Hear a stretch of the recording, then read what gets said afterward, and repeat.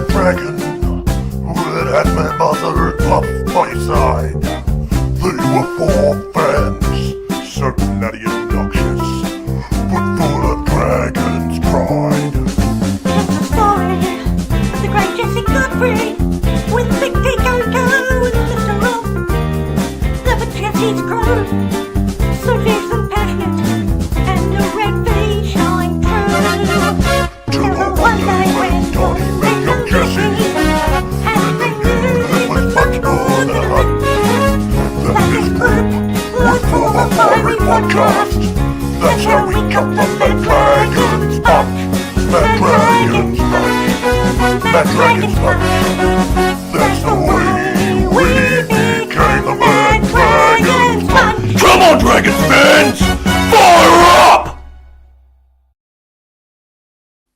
Well, good evening, everyone, and welcome to the Mad Dragons podcast for this week. Welcome to Team List Tuesday as we preview the upcoming Magic Round game against the West Tigers on Saturday night at Suncorp Stadium. Since it is Magic Round, we are going to start off a little bit different tonight. On Thursday, Magic Round will kick off with Game 1 of the Women's State of Origin, which will see Queensland up against New South Wales. Now, I'll throw over to you, Big T. Take us through how the Queensland girls will line up. Alrighty then. When I can see it, I will.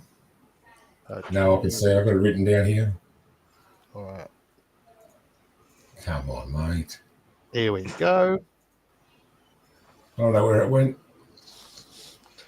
All right, here we go. We've got Tamina Upton from Brisbane. Julia Robinson, also Brisbane. Jasmine Peters, Shinasis Alka, and Rory Owen in the centres. Taryn Aiken and Ali Brigginshaw. I like Ali Brigginshaw. She's such a good player. 6 and 7. Up front, Keely Joseph, Lauren Brown, and Jessica Elliston. Sienna Lofipo. How do you say that, Jess? Lafipo. Wow. And Romney Tysell in the second row. Destiny Brill. She's a great player too, Destiny Brill. She likes the scrum. Jada Ferguson, Sophie Hollyman, Mackenzie Wheel, and what was that one? Tavana Papali'i or Papali? Papali'i. Georgia Hanaway on the 8th man, extended bench. Chelsea Linarduzzi, Hayley Maddock, and that's the Queensland team.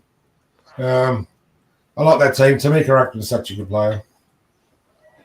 Yep, 4 debutantes in the Queensland side and 4 debutantes also in the New South Wales side, which I'll take you through. Abby Church on debut at fullback. The wingers are Jamie Chapman and the other debutant are Jamie Frezard. The centers, Jess Surgis and the captain, Isabel Kelly. She's the sole captain this year. Last year, she did share the captaincy with Kezi Apps. The 5'8", out of position, normally a center or a winger here. Tiana Penatani will line up at 5'8", alongside the 2-time premiership winner and the halfback there, Jessie Southwell. Locking the scrum for New South Wales is Olivia Koenig, the reigning Dally M winner, with Kezi Apps and Yasmin Clydesdale making up the back row. Samaima Taufa and Ellie Johnston on debut making up the front row. Keely Davis at dummy half. On the bench, also on debut, it is Jocelyn Kelleher. Kennedy Charrington earns a recall. Sarah Togatuki and Emma Veron. That's Emma Tonegata. She's now married, so her name now is Emma Veron. Extended bench, Shaylee Bent, Kira Dibb, and Olivia Higgins. And the new coach of New South Wales is John Strange. But we do have a special guest to preview this game. We do welcome Sam Sadat. So welcome, Sam, and good evening, and tell us a bit about yourself. Thanks for having me on, boys. So I'm involved in female rugby league. I've been involved 15 years. And believe it or not, Strangey and I actually worked together at the Roosters some time ago. He was, believe it or not, my assistant coach for a short period of time. But Strangey, a good fellow that he is, smart coach, really good guy. Obviously ascended into the NRW role at the Roosters, and the rest is history. He's run a couple of premierships and now ended up the New South Wales Origin coach. I think it's a great appointment and well-deserved from Strangey to be in that role. But I'm currently at the Dragons, so I've been around a couple of clubs. Started off at the Bulldogs, coaching the inaugural Tarsha Cup season there, took the Dogs to a grand final in year 1, 2017, and then transitioned across to the Roosters, where I jumped on as an assistant coach in NRLW, and I stayed there until about, I think, 2021 when COVID hit. So different roles, did a bit of recruitment for them, retention, head coach, Tarsha Gale, NRLW, and now I'm at the St George Dragons, so I've been there for a couple of years. So last year came on board working with the St George side of things, and then coached the Tarsha Gale Cup this year. And now I'm fortunate enough, Crossy has brought me into Crossy, our NRLW coach at the Dragons, to work with our NRLW transition squad, or head coach of the NRLW transition and academy squad. So that's my current role. So mate, I'm red and white. Glad to be on board, and I'm all red V, mate. So you can forget about the red, the white, and the Who's easier to coach, men or women? Crossy. No, who's easier to coach, men or women? You've been who's easier to coach? Yeah, mate. I definitely say the women. I think. Okay. Look, it's people always ask this question: what's the difference coaching boys versus girls? And the biggest difference is boys are probably have big egos, so that you need to sort of bust that ego quite a bit, and they have a lot of bad habits. They come in, especially at that junior rep level, trying to upskill them or reskill them on structures, systems, pathways, things that the top coaches want. Whereas girls are the opposite. Sometimes they can be fantastic, have all the skill in the world, all the talent, but the confidence is a bit low. So they need an ego boost. The boys need an ego bust. So, but they definitely learn more, mate. They're very attentive. They, they're really switched on, and they'll learn pretty quick. And they'll implement what you want them to. They listen much better than the boys do. Yeah. And I do notice the wrestle hasn't come into the women's game yet. Mate, it's unbelievable that it hasn't, to be honest with you. And I know some coaches have tried in the rep systems, but that's why I love the women's game so much, is it's still a pure form of football. If you watch the women's footy, think back to the 90s, maybe. Oh, yeah, for sure. That sort of free-flowing, offloading, off-the-cusp type footy. We're starting to see a bit more structure in it now, but overall, you're right, mate. There's no wrestle. The play the ball's different. That's right, yeah. That's why I like it. So I like it so much as well. It's just basic football. We used to play it, same football we used to play. It's just the same. Yeah, it's great. Yeah, it's unreal. It's a great product. And it is. Today, the athletes we've got in the game, mate, they're unreal. And the best showcase will be this game coming up, the New South Wales, Queensland Origin games. There's some unbelievable athletes that are going to showcase some talent this week. So it's unreal. So what about yourself, Sam? When did you start playing yourself, mate, and following the Dragons? I don't know if I should say this out there. No, I was a Chester Hill Hornets junior in the Canterbury Junior League. So, mate, I played all my footy out there, and then with the Bulldogs as a kid as well. So I came through that system. But, mate, unfortunately, I had 3 knee reconstructions on the same knee by the time I was 19 or 20. So, so what period of time, mate? You would have played with some players. You obviously played some good level there. Look, it was a great era, mate, when I was coming through. Like, we had, in my age group, guys like Sonny Bill, Nate Miles, Cameron Phelps, Jared Hickey. I played with him and his brother, John Arthur. So, mate, it was a great talent, mate, coming through the Dogs. And then the older boys right above us were guys like Matty Utai and Roy Satasi, JT, Willie Mason. So they... the sides just above us were all those boys. It was a great time at that club, as in terms of the talent coming through. But mate, hopefully the Dragons in the next couple of seasons, mate, we can have a golden era as well. We obviously our SG Ball side won last year. Some good kids coming through our systems from both Illawarra and the Dragon side of things as well. Fantastic. Now, Sam, there's been a lot of talk that this is pretty much a lot of players, half the players that were playing in this Origin game haven't played any football since the NRLW last year. and the other half went to Vegas to play for the Gillaroos. What's your take on the timing of the Origin, since it's a few months away from the NRLW season starting? Yeah, look, it's a bit strange for most people, I guess. For the general punter that looks at this and goes, well, they haven't played any club footy. How are they playing Origin? At the moment, unfortunately, given the way that the system is with NRLW, it's a shortened season, as you boys would know. Kicks off in July and then runs through, obviously, until the end of the men's final series. But until it's a full-time gig with 20 or so rounds, I think it'll be hard to sort of play Origin, mid-season. It is the way it is now. It's designed the way it is because most of the girls have jobs. They've got to work. They've got to do other things before they get into NRLW camp. And so the way it is at the moment is that the Origin actually comes before club footy. The difficulty there is, a lot of these picks, and I'm sure we're going to go through the picks now, but you look at some of the picks in both sides there, a lot of it is probably on form from last year or last year's NRLW. And you don't know how they're going to go this season because it hasn't kicked off yet. Whether or not they're in form. And I know with the boys, a lot of the talk is about picking form players. You'd still pick someone like a Nathan Cleary because of what he's achieved. But for example, and an Isaiah Yeo, but you're probably not going to see 6 or 7 Penrith boys in the boys' side this season, whereas with the girls, it's there's probably, I think, 6 or 7 Roosters girls across both sides. So will they have to do a lot of personal training themselves, mate, not in preparation for Origin, because there's no the club training. Yeah. So look, a lot of the girls, not just so I know there's been camps specific to Origin as well. So Strangey's had the girls out at Homebush a few times in the lead up, but generally with the girls as a general rule, mate, at the moment, because there is a big gap between off-season, well, it's a big off-season between, October and kickoff. So a lot of the girls actually do their own training, strength and conditioning, fitness type stuff. They are allowed to get together, once sort of a month in the lead up to NRLW, but the bulk of it is done individually.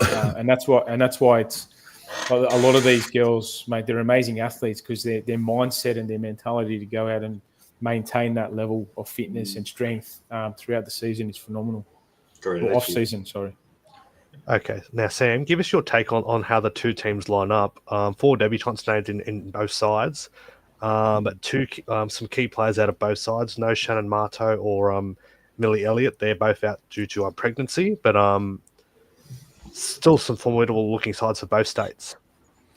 Yeah, I think we got Queensland up there, so mate, we'll start with that one. I think the key for Queensland in this game is their spine. They've and we'll talk about New South Wales in a sec, but with Tamika Upton, Taryn Aiken, Ali Brigginshaw, and Lauren Brown at 9, mate, that's a formidable spine right there. A lot of experience.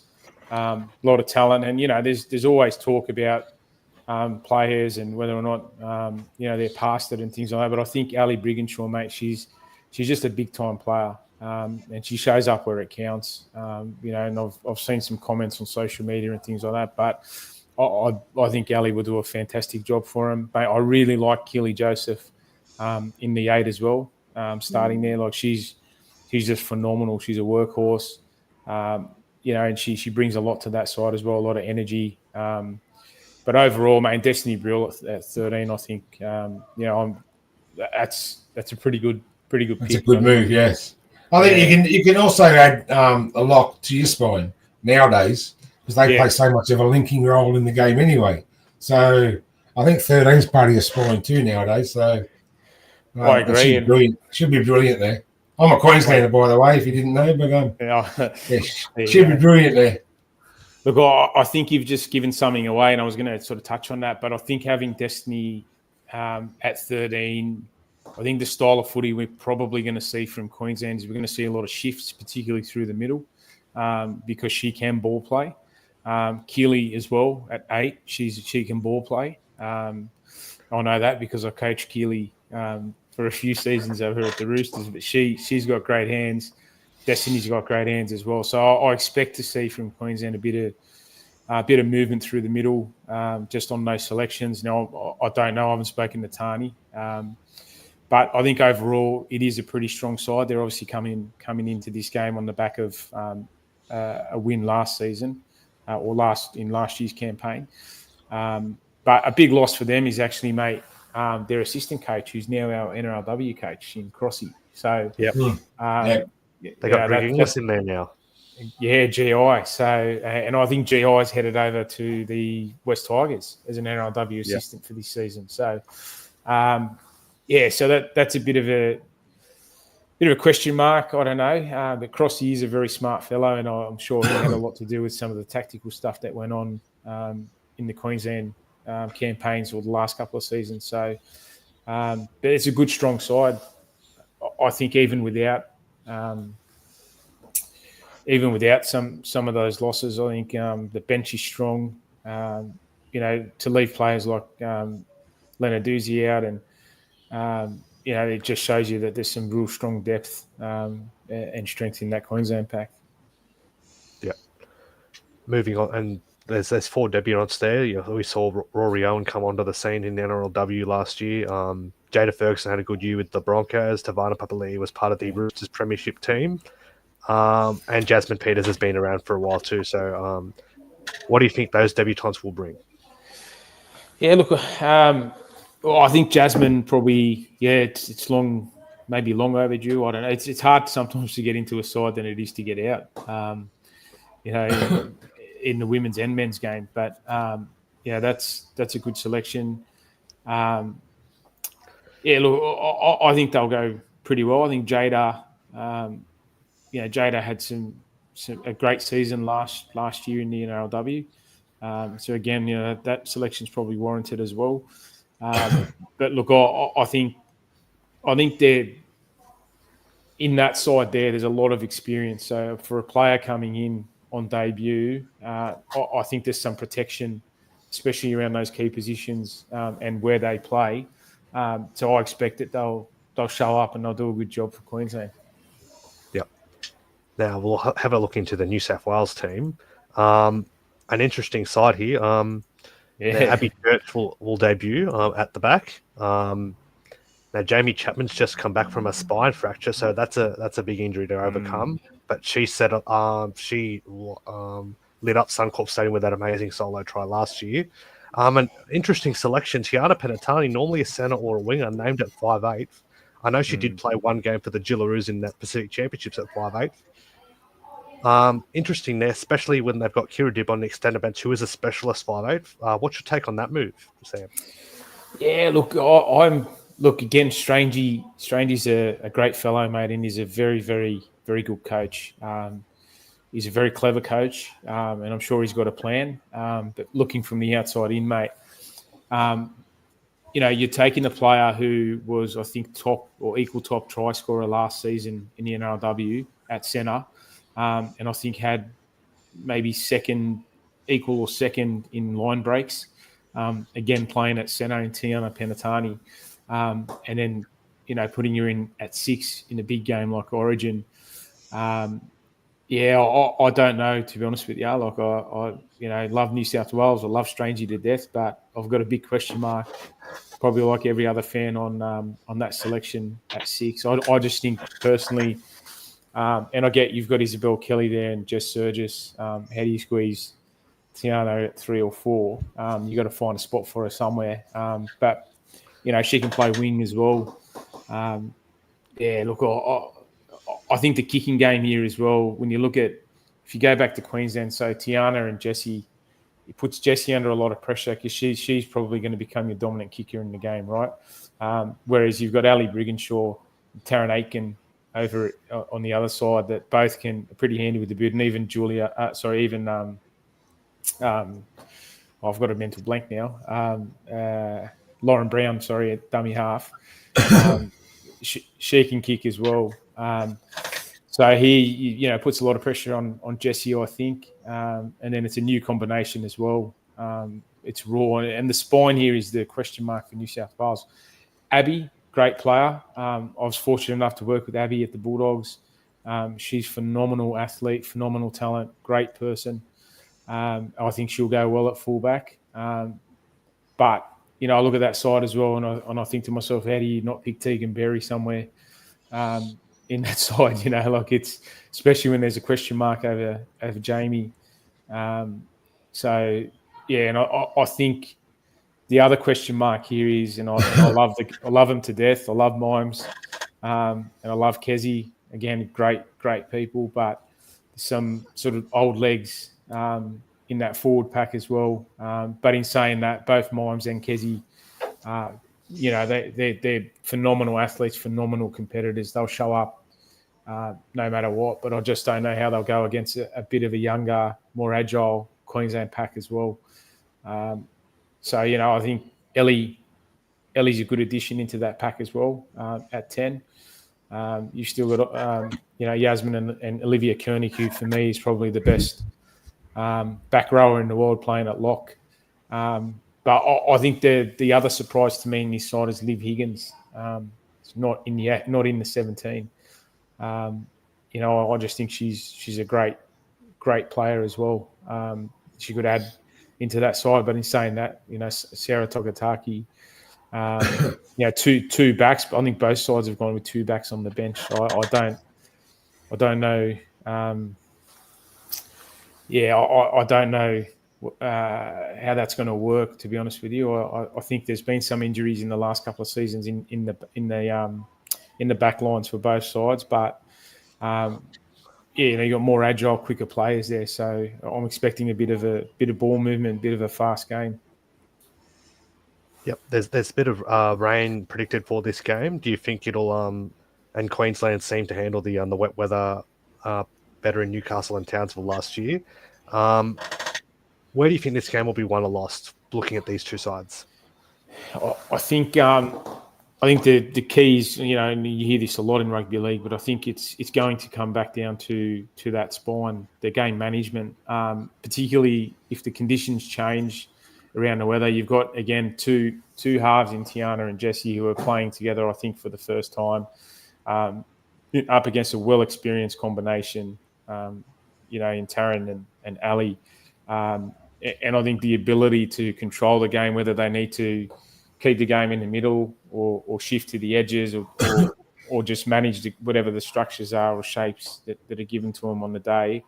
I just think Queensland have the edge at the moment. And I think the forward pack as well, looking at the Queensland side, I think they probably just, their noses in front. Yep. And if you had to pick a winner, who would it be? Do you think New South Wales go 2 for 2 at Suncorp? And do you think how unreal do you think it will be to open Magic Round at Suncorp Stadium in front of a bumper crowd, hopefully? I think this is absolutely going to be exciting for all the players involved, all the girls out there. Obviously Vegas would have been massive, but this is the home of where New South. I know we got one two-header or one Queensland. Look, this is the home of origin, whether we like it or not in New South Wales. Queensland, Suncorp Stadium, there's nothing bigger, nothing better. I just think it's going to be explosive, the atmosphere. It'd be amazing for the girls. But in saying that, everybody knows Queensland is hard enough to beat, let alone at Suncorp Stadium. So I think Queensland. My head says Queensland, my heart says New South Wales, but I'm tipping Queensland. And I'm actually tipping Keely Joseph for player of the match as well. I just think she'll have a big game, mate. She just got engaged a couple of days ago, so I think she'll be well up for this game, mate. Yep. Thanks for your insight to that. So yes, it should be a gripping game, and and 2 weeks later it'll be game on again when game 2 heads to Allianz Stadium in Sydney on Thursday, May 15. So this will be the key. And it doesn't always mean if you win game 1, that's not all the be all and end all in the women's, as we saw last year. New South Wales won game 1 at Suncorp, then New Queensland won the next 2. So who knows what can happen. I'm looking forward to this Origin series, and it will give us an insight of how the NRLW will shape up later this year as well, Sam.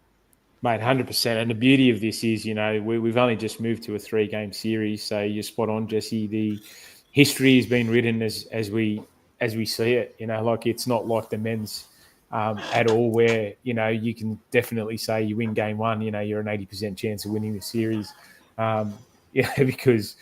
Because we just don't have that many 3-game series under our belt yet. So it should be gripping. If you don't watch women's footy, make sure you watch this one. Yep, 100%. Yeah. I'm going to go New South Wales in a tight one. I think they can, if they can stay in the contest and really match it with the Queensland forwards and maybe a bit of maybe some individual brilliance from one of the backs. I'd love to see Jamie Chapman score a try like she did last week. That was an amazing try she scored. I'm gonna go the Blues by 2 points, and I'm gonna go Olivia Koenig to be a try scorer at any point in the game as well. But I'm gonna go the Blues by 2. It's gonna be a very tight one, I think. Queensland by 1. There you go. Who's kicking the field goal, Big T? I don't care. They're going to win by 1. Well, mate, I think in this game, mate, the only player that I know that's kicked a field goal in Origin is Lauren Brown. You're number 9. Tones. Yep. No, Ali can do it. Anyone can do it. Ali can do it. I'm going to go New South Wales. I'm going to be an optimist. I'm going to go Jess Surges to score a try. And I got to go for New South Wales. I went to school with Andrew Eddinghausen, so there's no way I could follow Queensland. Sorry, Big T. But New South Wales all the way, mate. And can I just say on a side note, good luck with the girls, and so good that you're on tonight, Sam. And mate, if you do a Mount Kira run, the big mountain, if Gutho comes and does it, can you just make him start a K back from the girls, give him a chance to win? Mate, if the Flash is up against him, I'll put money on the Flash. Yeah, that sounds good. Coco, do you want to have a say on this game, or do you have any questions for Sam? No, but hello, Sam. Nice to meet you. How you going, Coco?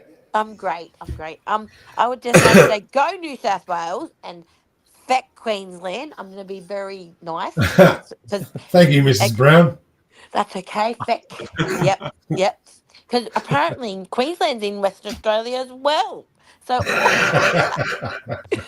and anyway, I would like New South Wales to win by 4. But I'm trying to say who would be great. Maybe I would like to go number 6. I don't know how to say it. I'm not. Yeah, Patani. Yeah, go her. Yeah, that's who I'm going to go for. And good luck to the girls. You know what? It's a shame. I don't know why the girls are on now because they haven't played. But it would be mad to see them play before the boys. It would, because I love the girls and they're developing more, and the way they tackle. If I was in the team, I think I'd be stretched off in a second. But good on the girls, and I'm so proud to see all the women now how they are playing. And yeah, I'm a big advocate for the women's football. Awesome. Well, I think it's a matter of time, Coco, before we see, and hopefully within the next 5 years, we see that, where we have either a proper standalone series or the girls play before the boys. That'll be unreal.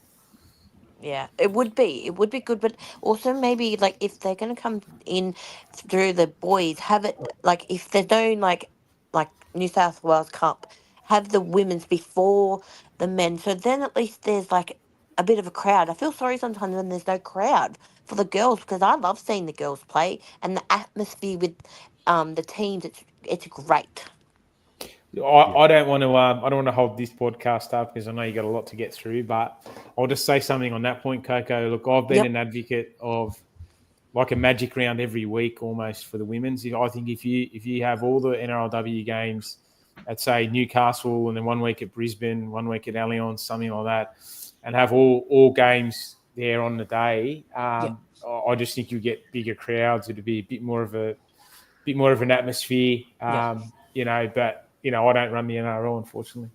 You have a good chance. Hey, Tim, can I say something tongue-in-cheek to you, mate? There's a player I love. She's not playing at the moment for obvious reasons. Millie Boyle. I'm sure you would have been involved with her. I wish some of the other props would run up like Millie does when she's playing. Wow. She's an Elliot now. Mate, she's unreal. Look, it's Millie Elliott, yes. I know her husband pretty well, Adam. Mate, he's a strong fellow, but I'll tell you what, I reckon Millie will put him on his ass. Sorry, Ads, He's tough. sorry, Ads, but yeah, I think mate, she's unreal. Millie's a phenomenal athlete. Like her frame. If no one's ever seen her in person, she's just an incredible athlete. Like Very unreal. fit. You see her interviewing the boys, the males, in the change room. She's size, incredible. Mate, and what's even better about her and a lot of these girls that we spoke about tonight, they're just great human beings. They're even better people. And that's sometimes you don't get that with the boys. We see a lot of stuff obviously in the media with the boys, but mate, she's a phenomenal person. As I said, most of the girls in the NRLW. Hey, Jesse, you going to get a tip off Sam for Dragons versus Tigers at least? Yeah, we'll go for it, Sam. If you want to chuck in a tip for the Dragons and Tigers game. Yeah, look, I don't want to jinx it. I actually, I think the Dragons might get this one. I think it's a must-win. I know it's only round 8 or whatever it is, but this is the game that you've got to win if you want to make the top 8. You've got to knock out, that existential, that other top 8 threat, and Tigers are that side this year. And I think the Dragons will be up for it, and I think they can do it. Jesse's going to kill me. Is LKT, you reckon, going to still play 5'8" or play halfback, mate? Well, we'll see. We'll have to wait and see how that. We'll have to wait and see. I was asking Sam because he does it. Coaches. Have you had an idea? Do you think King Tommy will play 5'8", mate, or halfback in the game? Oh, we lost him. I don't know, to be honest with you. I have nothing to do with I've nothing to do with the boys. So that out there, I don't have any info on that, to be honest with you. But it's a good question. Jesse gets all the good goss, not me. All right. Well, thanks for joining us tonight, Sam. And yeah, it should be a good game Thursday night as well. And I've seen that documentary that's going to be on tomorrow night on 9. I'm looking forward to seeing that one. Just how the women's game has evolved year by year, and it's going to be looking forward to watching that one as well. I don't know if you've come across that, but there's a documentary on the evolution of the game tomorrow night. Mate, I'll be looking forward to that one, and then maybe next time I'm on, I'll give you my 15 years of evolution in the game of how where it's come from to where it is today, from park footy to NRLW and Origin. So, yeah. All right. Well, thanks for joining us, Sam. Thank you very much. Appreciate it for coming on. Thank you. Thanks. All right. So now we'll get into the rest of the show where we'll discuss our game against the Tigers on Saturday night. And I'll throw over to you, Rob. Take us through how the Dragons will line up. It's a different looking side that Flano's named this afternoon. Correct, mate. Definitely a couple of changes. So magic round against the Tigers. We've got Clint Gutherson, co-captain, lining up at fullback. Terrell Sloan on one wing. In the centres, Moses Sully and Valentine Holmes. And then we have Corey Allen, Jess, coming into the team on the wing. Obviously, good stock. Played State of Origin for Queensland. His first game. Yeah, absolutely. And captain of the New South Wales Cup team as well, too. We have, captain and Cody as well. We have Kyle Flanagan lining up at 5'8", and we have a new halfback, liking King Tongia. So very interesting. Prop Toby Couchman, hooker Damien Cook, prop David Clemmer, second row Dylan Egan and Jaden Sewer, and locking the scrum we have Hamish Stewart. And in our reserves, on our bench, we have Jacob Little at 14, Jack DeBell at 15, Emery Gula is still in the team at 16, and Luch at 17. And the big man, Loco, 18th man, who I thought was a bit stiff, maybe not to get a run, maybe on the bench, you know what I mean, Jess? But he's got to be close. And obviously then we have the reserves, and we've got a few injuries as well too, as everybody knows. So surprise, a couple of changes there. Yep. Yeah, well, we were going to have a special guest. Thank you for that, Rob. By the way, we were going to have a special guest, but due to some technical difficulties on his end, we were supposed to have Balmain Tigers legend and Illawarra local Gary Jack. Would have been good to have him on again, but he had some trouble logging into the system, so unfortunately, we're just going to have to continue the show. But as once said, the show must go on. So, you'll have to re-jig your questions. I'll start to rejig my questions as usual. And we'll get into this. Look out, Rob. Come with me as we go behind enemy lines.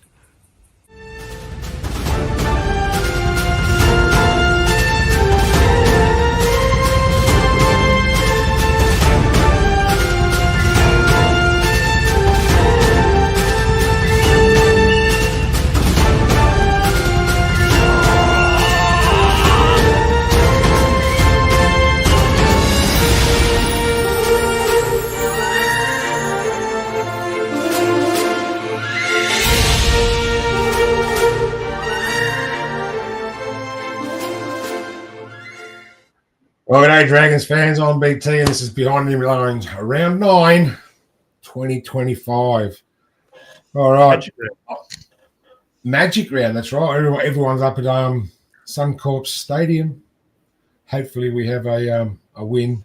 I'll just go through the team. Doreen Buller, Sania Taruva, Adam Dewey, Staff Toa, Brett Naden in the back five for the Tigers.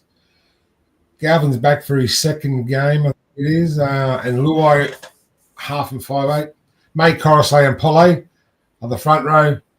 Sam Finau, Adam Seifert, and Alex Toilet back at the scrum. De Silva, Hunt, our own Jack Bird, and Sione Fainu. Tony Sakar, Mason, Lau Lily, Fa'atape, and Hope. But that could be Hoppe if that's Pole. Yeah, Hoppe. It could be Pole, Hoppe. I don't know.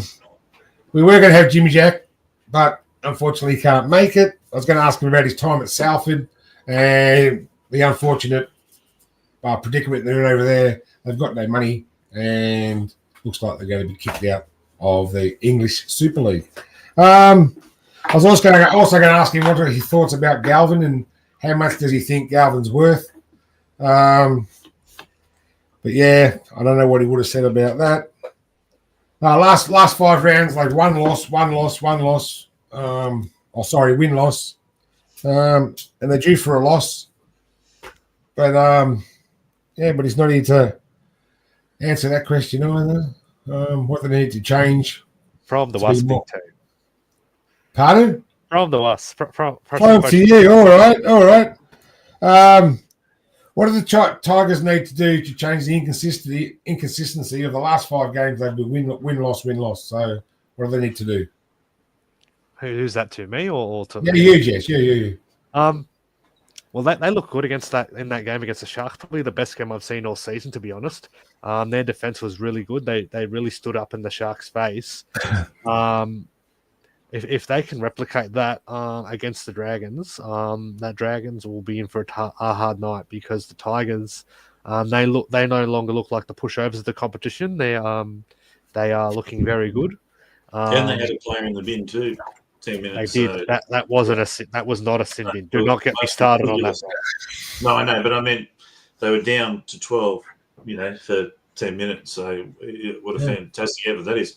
Especially against the Sharks. By 8-6. Yeah. They lost that 10 minutes by 8-6, so they hung in there. Yeah. It's a very good effort. Yep. Right. Big T, got more questions there? More questions. I've got them all written down here. Both the Broncos and the Eels ran their attack towards Galvin. Very high work rate. Do you think opposing teams have now seen Galvin as a defensive weakness? And what can the Tigers do to combat that situation, Rob? Yeah, I mean, he's a tall guy, right? I don't think he weighs that much. So I think opposition see him as a little bit of a target that way. More obviously a brilliant attacking player. So yeah, I don't know with their slide, they'll slide more to cover for him, in defence. But mate, I don't know. Well, I mean, just watching last game, I don't know whether he's that weak a weakness. Like if we're talking about a winger out wide or something like that, if you know what I mean. So I think the Tigers are that much improved this year that they got so many players that can step up, and cover for Galvin if he is a little bit weaker in that area, mate. But he just brings that energy. He's got a great combination with Luai, and It's amazing. you just saw that it clicked him instantly against the Sharks last Sunday, and they did miss that the week before when they went down to Parramatta. Yeah, 100%. Well, the last question I had for Jimmy Jack was run meters and post contact meters. The Tigers have only twice won the run meters and the post contact meters, and that was against the Dolphins and the Knights, and they won both those games. How important do you think those stats are to win a game of rugby league, Jess? Huge importance. The Tigers probably have one of the most underrated packs in the game. Terrell May has been a great buy from the Roosters. He leads from the front, averaging close to 200 meters a game. I still can't work out why the Roosters let him go. And then Polay has been a good acquisition to the front row as well. He played most at 13 most of last year, but he's formed a great front row rotation there with Terrell May, and as well as the likes of Royce Hunt and Sione Fainu off the bench. So yeah, when you've got a player like Terrell May that just matches that many meters on every game, he just gets through his yardage, and it's great to have a player like him who has no sense are going to get go forward. And he is very much in the conversation for a New South Wales Origin call up Terrell May. I also think it's momentum and impact as well too, and how fast they run up the ball. And Terrell May and some of these other forwards for the Tigers, and we saw it at the Roosters. Spencer Leniu. I mean, no offense to our forwards, but Clemmer and Gula and maybe Blake Laurie to a little bit of a lesser degree, they're just plotters. They don't. I mean, meters obviously are important, but look at the way some of these forwards that we play in the opposition this week, they run it up pretty much full impact, full speed ahead. So, yeah, mate, momentum with those meters is important as well, and impact the way you run it up, I think, as well. So, yeah, we need to be better. Obviously, our forwards this weekend, we need more meters out of them. Where do you think the main threat is for the Tigers? What was that? Who do we have to shut down for the Tigers to beat them? Luai and Coruscant, they're the two players the Tigers. And Buller. I think Buller, Delui, Naden. Silva, you mean? Or Dewey, you mean? Do you mean Dewey? Yeah, sorry, Dewey. Sorry. Dewey. Well, if you watched the game last week, their side, it was speed that won them and their determination. And that's what they're going to come in again this week. And you know what? That young punk, they're going to call him punk now because he's the opposition. Galvin will prove a point. And you know what? I hope he does go somewhere good to prove. I hope he goes to a Melbourne Storm or a Roosters or Broncos, somewhere where he can thrive because he's young. And I remember when Benji was young and Sonny Bill Williams was young and they wanted to go to other places, he's still young. And he will, and so I wish him all the best. But this week, they're going down. So well. How much money would you give him, Coco? Oh, he's 19 though. You never know these days with these young ones. He was offered a $1.6 million deal. Yeah, $1.6 million. Oh, yeah, Brown's lifted up the price. I don't know. Maybe I don't know. Anyway, that's Galvin. Who cares? Yeah, 800,000. I don't know how much it is these days for these people. It's a hard question.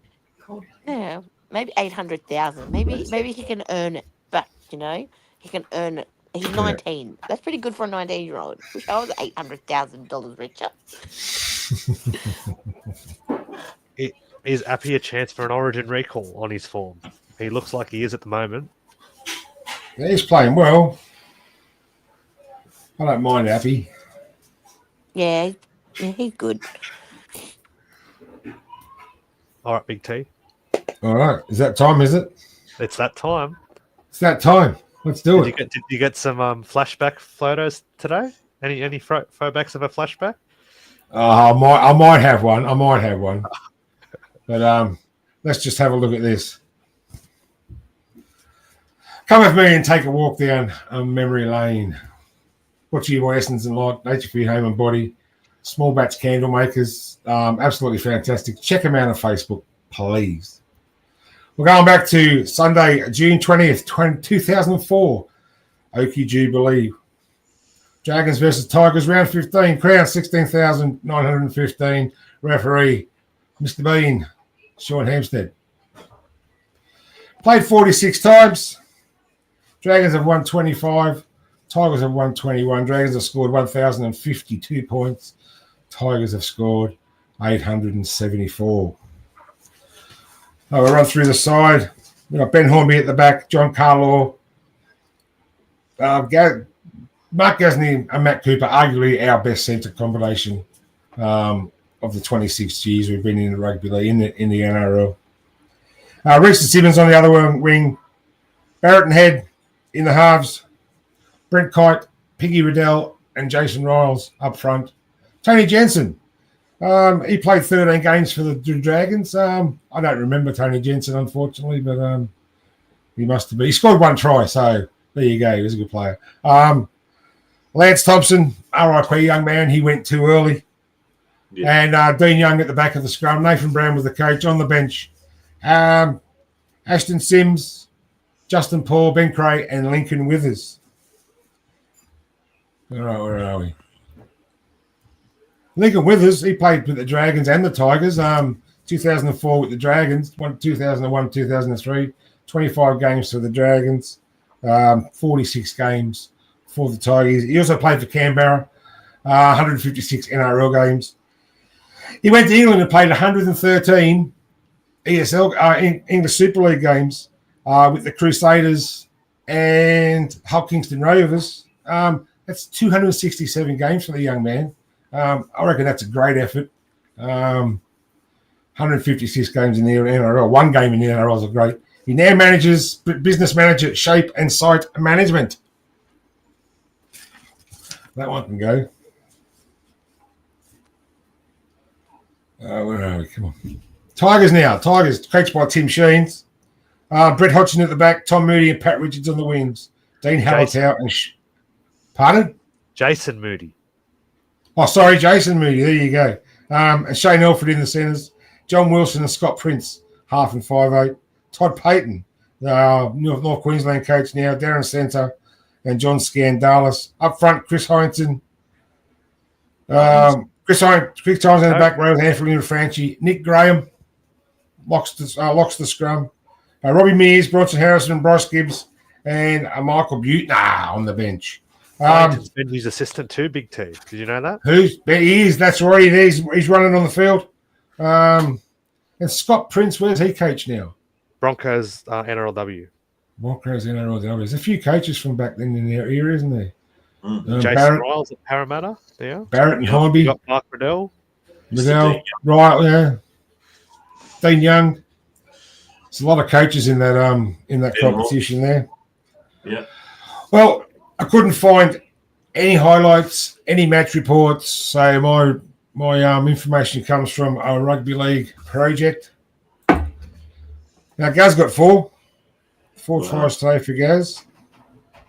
Gaz scored 21 tries against the Tigers. That's the most he scored against any club, scoring 84 points.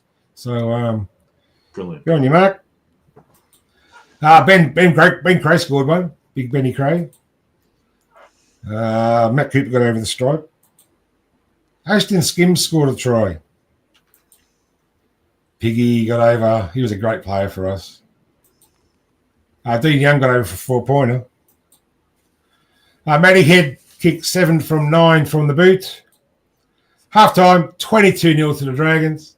Full-time, 50-0 to the Dragons. That's our biggest win over the Tigers since this has been a big T presentation. That's scare little kids, Big T. Right, yeah. That's a pretty good one. I like that one.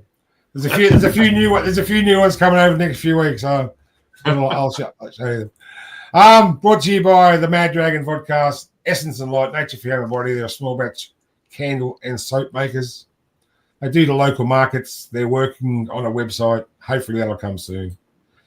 Thanks for being my friend. It's a questionable decision, but thanks for being my friend.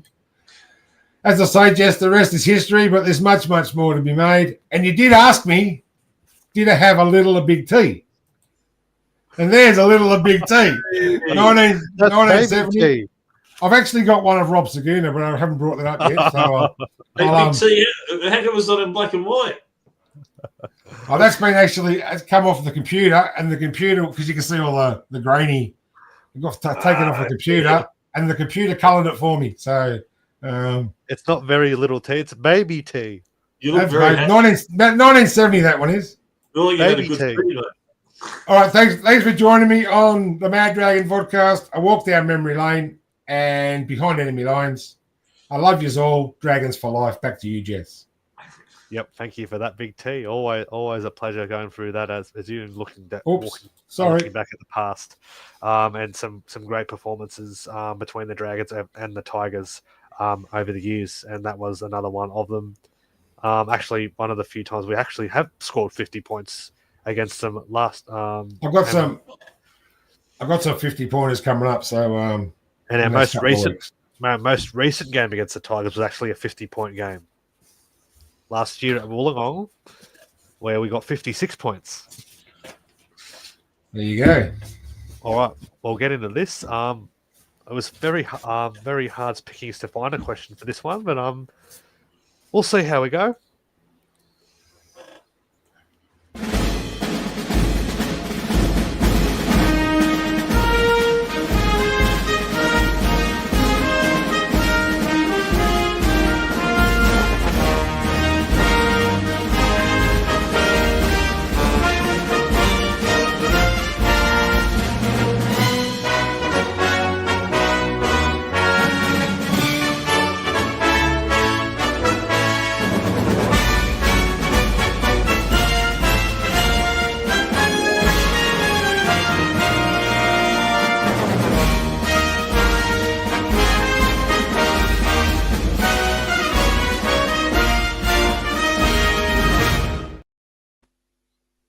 Okay, so 20 years ago was okay. So 20 years ago, the Dragons and Tigers actually played a season opening game up at Telstra Stadium, which is now known as Accor Stadium. So we won that game in a high-scoring game, 40 points to 32. There were two players that got doubles in this game. Okay, and if you can name who they are, let's see if you can find that out. Big T may have mentioned one a little bit earlier, but let's see if you can name the other player as well. Do we sell these things still, Jess? Do we sell these things at Etsy? Haven't sold any. We've got to plug the Etsy store. Go to Etsy, type in the Mad Dragon Vodcast, and you'll find us. All the merch if you want, and it fits very well, doesn't it, Big T? It does, and it washes very well. I've had this one for probably 3 years now. It still fits like when I bought it. There's our Billy boy, Billy the kid. He had physio tonight. Good on you, mate. Yeah, but like I said in Behind Enemy Lines, Gaz and Coops were our best centre combination. We haven't replaced them. No, still haven't. Had a couple of closies, but all right. Peter's got one right. Mark Gasnier did get a double in that game in 2005. Years ago. The other probably a lot of people probably wouldn't remember him playing for the Dragons. Actually, he was more associated with Manly. I will reveal who this player is. He played a bit of fullback, played a bit of wing. Didn't play a lot of football for the Dragons, but the player that scored a double on this game, Albo, was Albert Torrens. Albo. Oh wow! Remember Manly. Him, Rob? Yeah, played for Manly. Obviously, Dragons. Yep. So he played with the Dragons in 2005, played a handful of games that year. He only actually, how many games did he play for the Dragons all up? He only played 10 games for the Dragons in the 2005 season. But yeah, that was it. Albert Torrens got a double.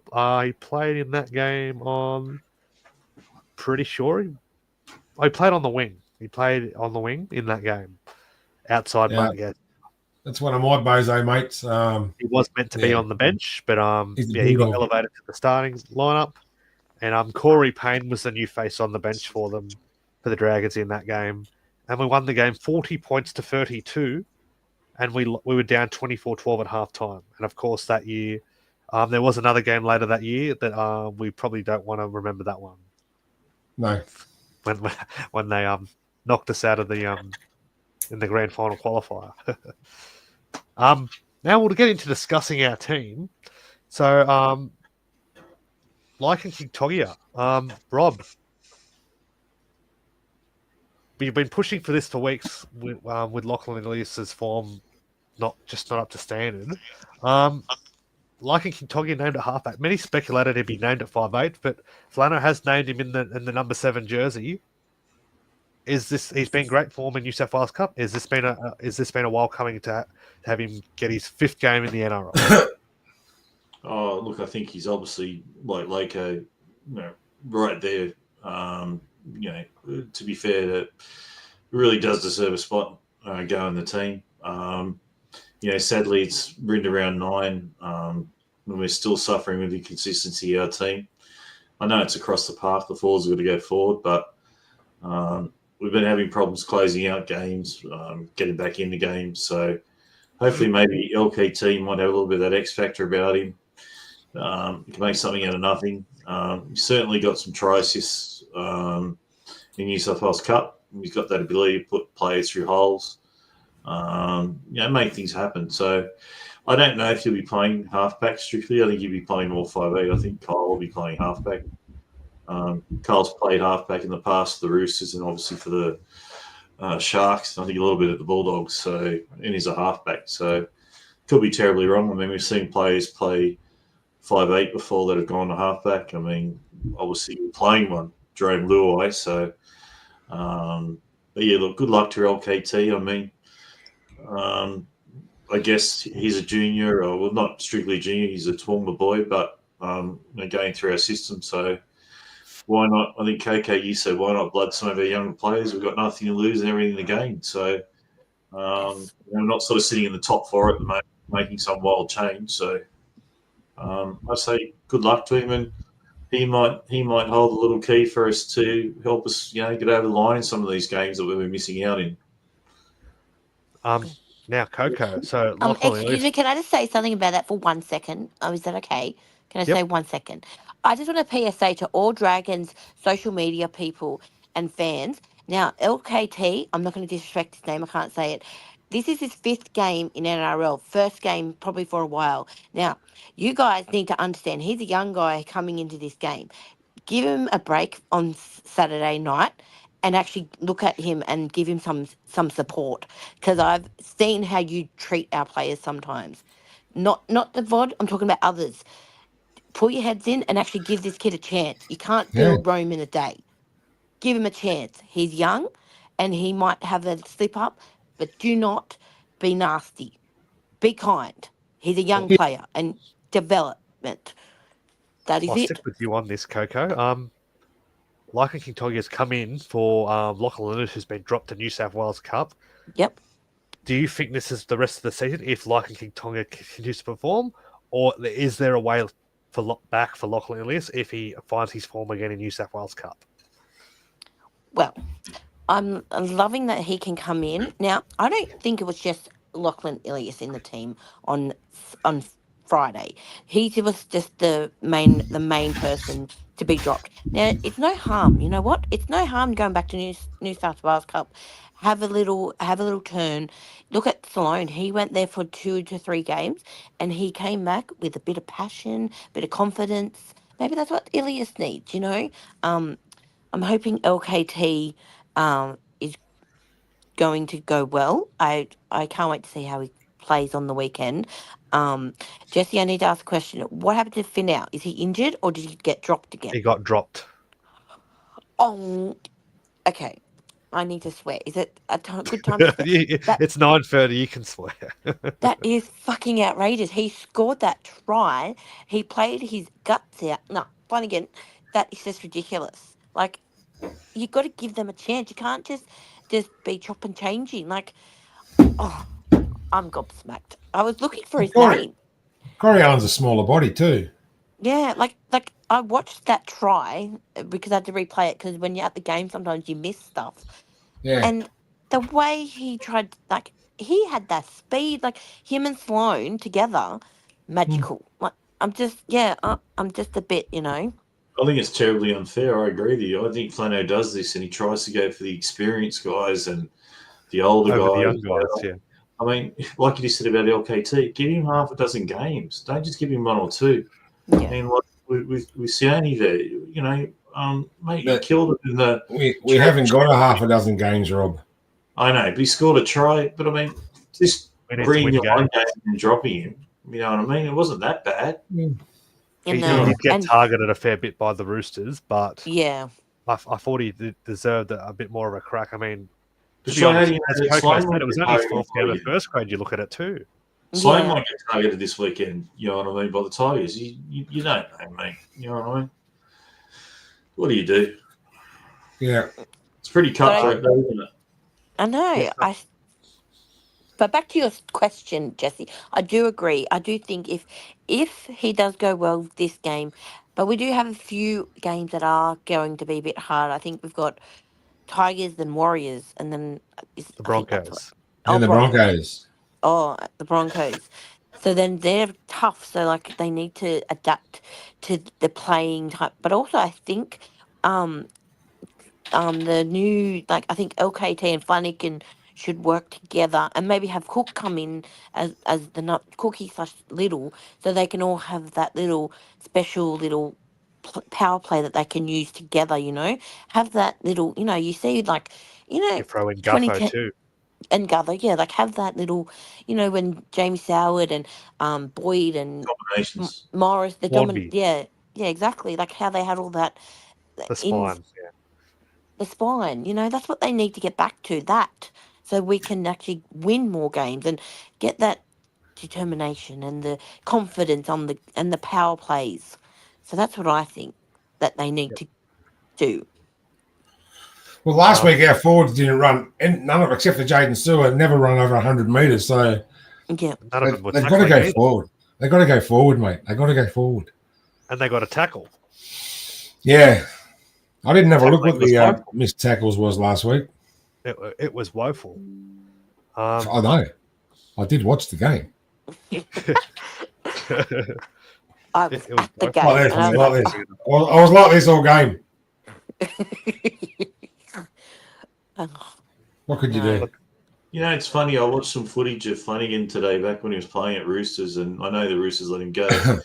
But he, as a half, then he ran right up to the line. So it wasn't going sideways. He ran right to the line, offload. You know what I mean? So maybe that's what we'll get back to as well too with our halves. You know, running up to the line, help the forwards go forward, momentum, game manage better as well too. You know, look for space for the kicks as well too. All that sort of stuff. And hopefully it'll gel and you know, and I mean, let's face it, Gutho had probably his worst game too, didn't he? So, so there's a lot of off plays on the weekend. So I don't know. I'm and that's the confident. worst game to be off because it's like the Anzac Day game where it's like our grand final. The whole crowd is like it's full, and you can feel like penny drops, and you know it's just This is another big game, Coco, because everyone, all 16 clubs will be up at Suncorp.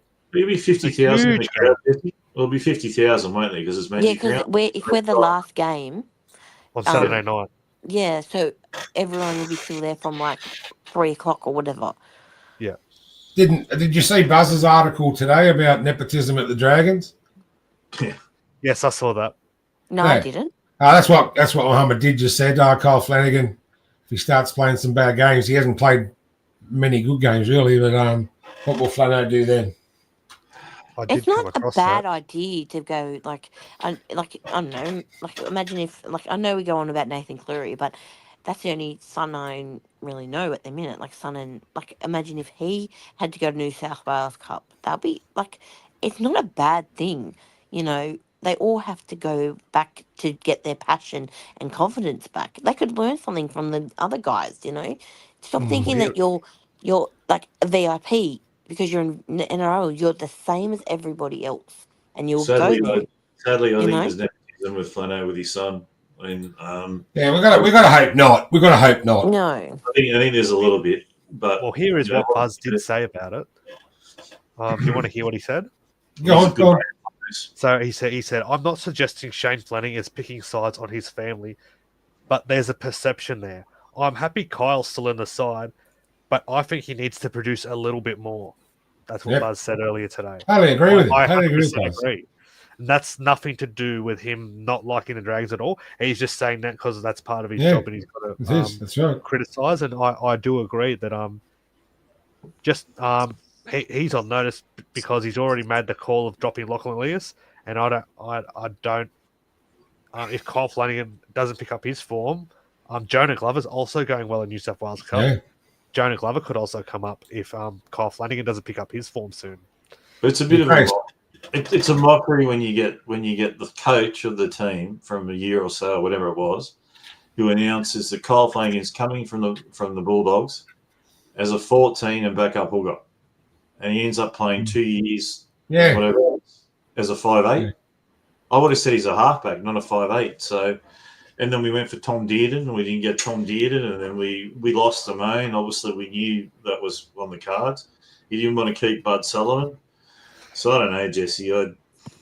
Flanagan's not a 5'8" for me, but that's just my point of view. Yep. All right, we'll go to you now for Big T. Now Corey Allen, this will be his first game for the club.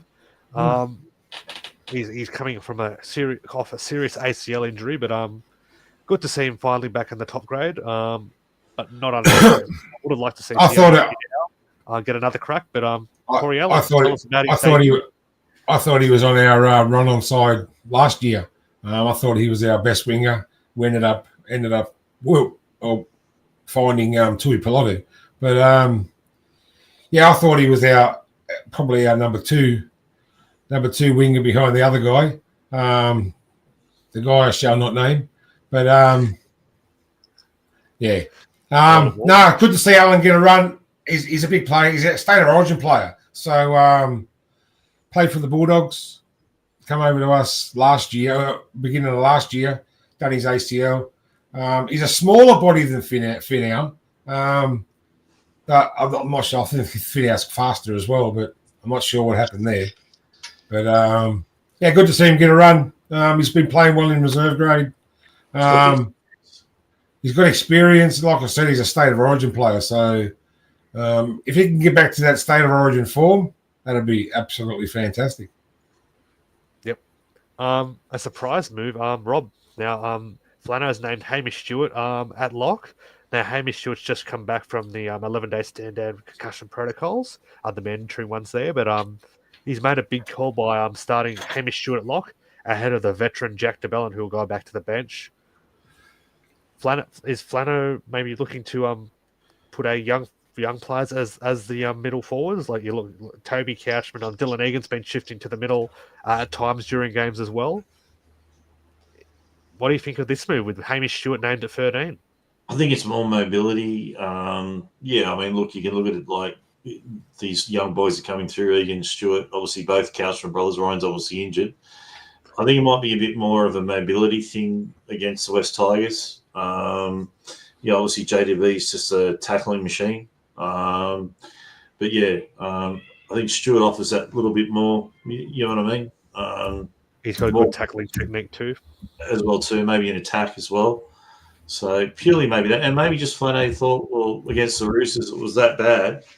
I want to change it up a bit. You know what I mean? And let's see how this starting team goes. But as Big T, as we know with Flano, what might be this team on paper coming out before the game might change. So, so surprise. Don't be surprised if one or two of these players might be on the bench, or maybe even Flanagan's I half. think he's Desi Hasler in his team. Right. Desi Hasler likes to swap and change players. He definitely Desi does. Hasler in his team. Yeah. Coco, are you there still in the background? Yes. Yes. All right. Now, the man we were just talking about, Jack DeBellin's been benched this time round. Do you think it more because he was burnt out by that Roosters pack? I know he wasn't the only one, but he's not getting any younger, and yeah, he doesn't. He can still play the minutes, but I'm sure Flano's maybe looking for more of an impact role from him this time round. That's probably why he's coming back to the bench. What's your take on why Flano's benched Jack DeBellin? I understand what you're saying because he is. I think I'm 36. So I think he's a bit too, or maybe He's 34. Yeah. Oh, 34. There we go. Well, yeah. If I was up there, I can't even run, let alone do what he's doing. But he did look very gassed on the weekend, and him and Toby. But I thought he might be a good mentor to Toby, like being on the field with him, because I can see him trying to help support Toby on the field. Like last week, he was guiding him, and if something happened, he'll be like, "Good job, mate," and things like that. So maybe he could. Maybe he's coming on maybe to help the younger ones have a break, and then he can come in at the crucial times.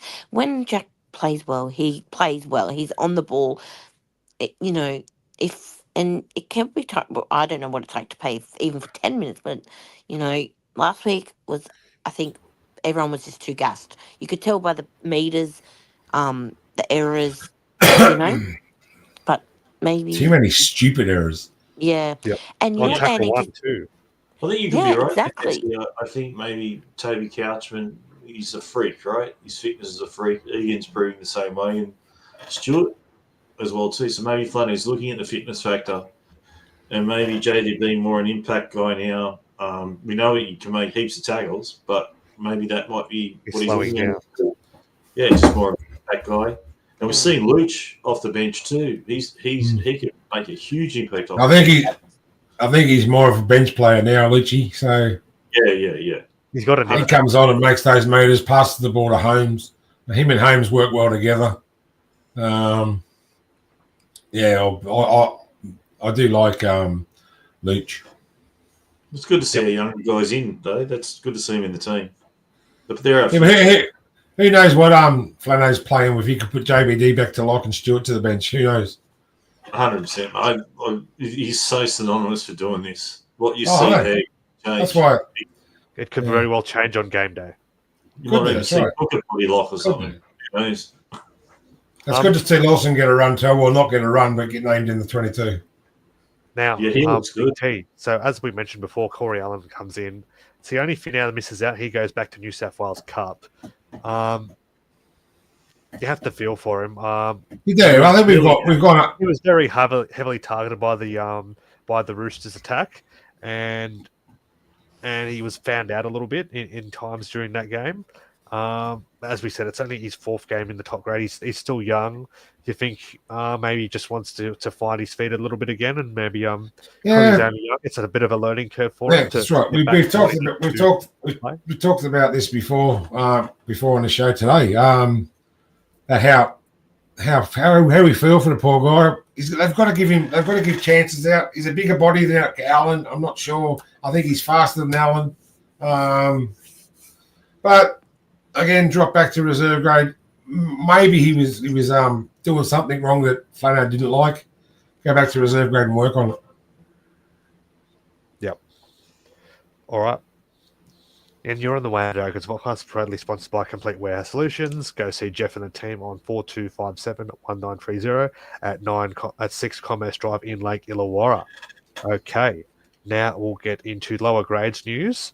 So just that there's no junior reps, Dragons or Steelers teams left. So we just got the New South Wales Cup and the Jersey Flag to run through tonight.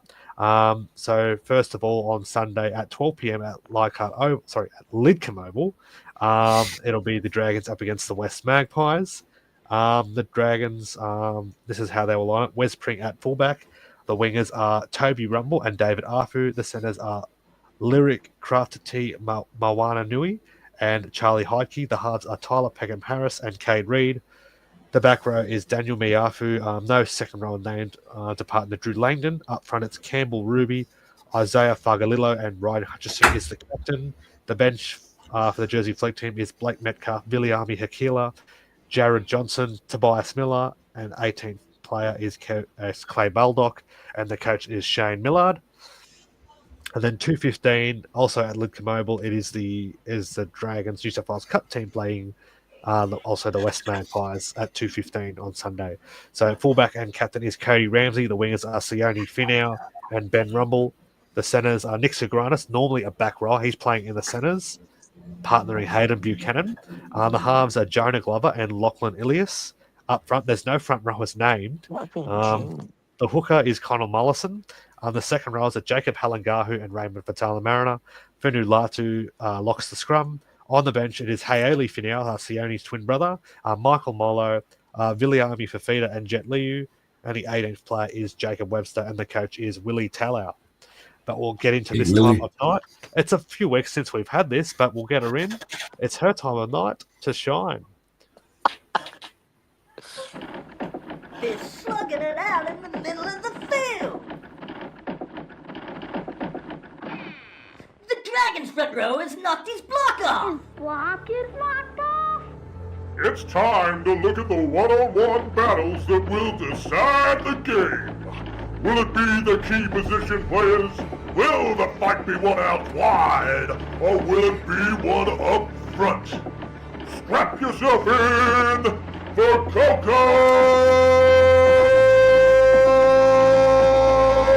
Clashes!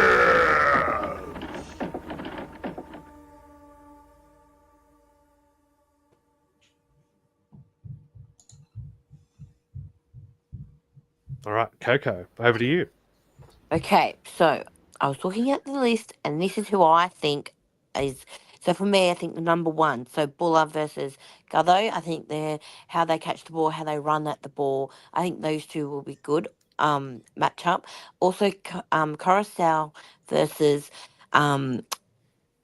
Little slash Cook. I think how they do their own little techniques and power play, because the 9 is very tricky. A very tricky position, because they will be mischievous and they will be manipulative on the field and know where the holes are. Like I know Cook tried and Little on Anzac Day tried little gaps, and that's what I love about them both. They know where the little gaps are and they can run for the ball or run through the line and try and score or do a try assist. Also, I think it's going to be interesting. Oh, well, I have to say, like Luai and LKT. It's going to be an interesting game. I just hope LKT just enjoys the moment. Being Magic Round, another game. But I hope he shines, and like Finau did last week. I was really proud of Finau. And you know what, Mr. Flanagan? You should have let him play this weekend. You should have played him. I'm so angry with you right now. Also, May.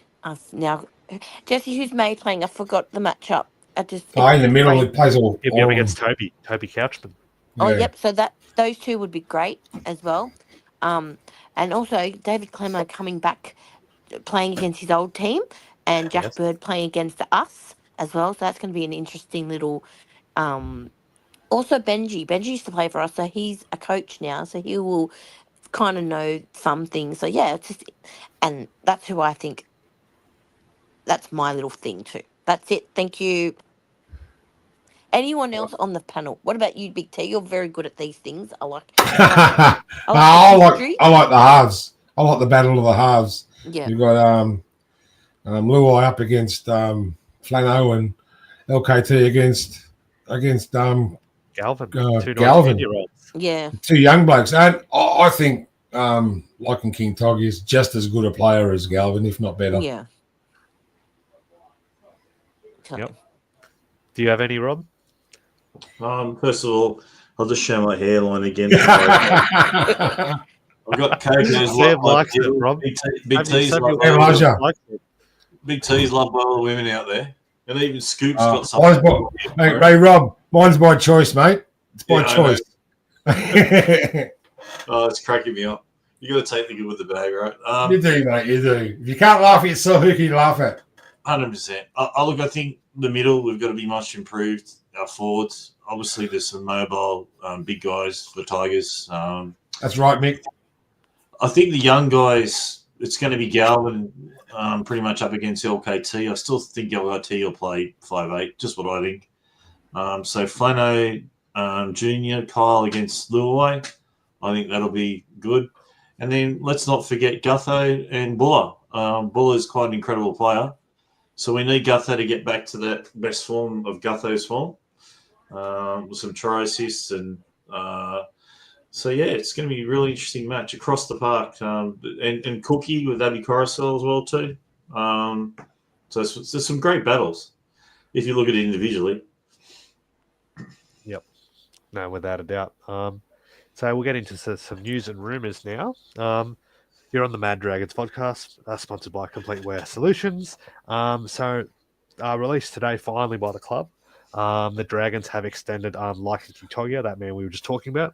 The Dragons, then they did release a statement confirming that today. The Dragons are pleased to confirm that Laiken Kitoya has signed a contract extension with the club. So the deal will see the Dalby Devils Jr. progress into the club's top 30 squad for the 2026 and 2027 seasons. He will join Loco Pacifica Tonga and the recently re-signed Jacob Halangahu, as well as recent NRL debutants Dylan Egan and Hamish Stewart as Dragons Academy graduates in the club's top 30 next year.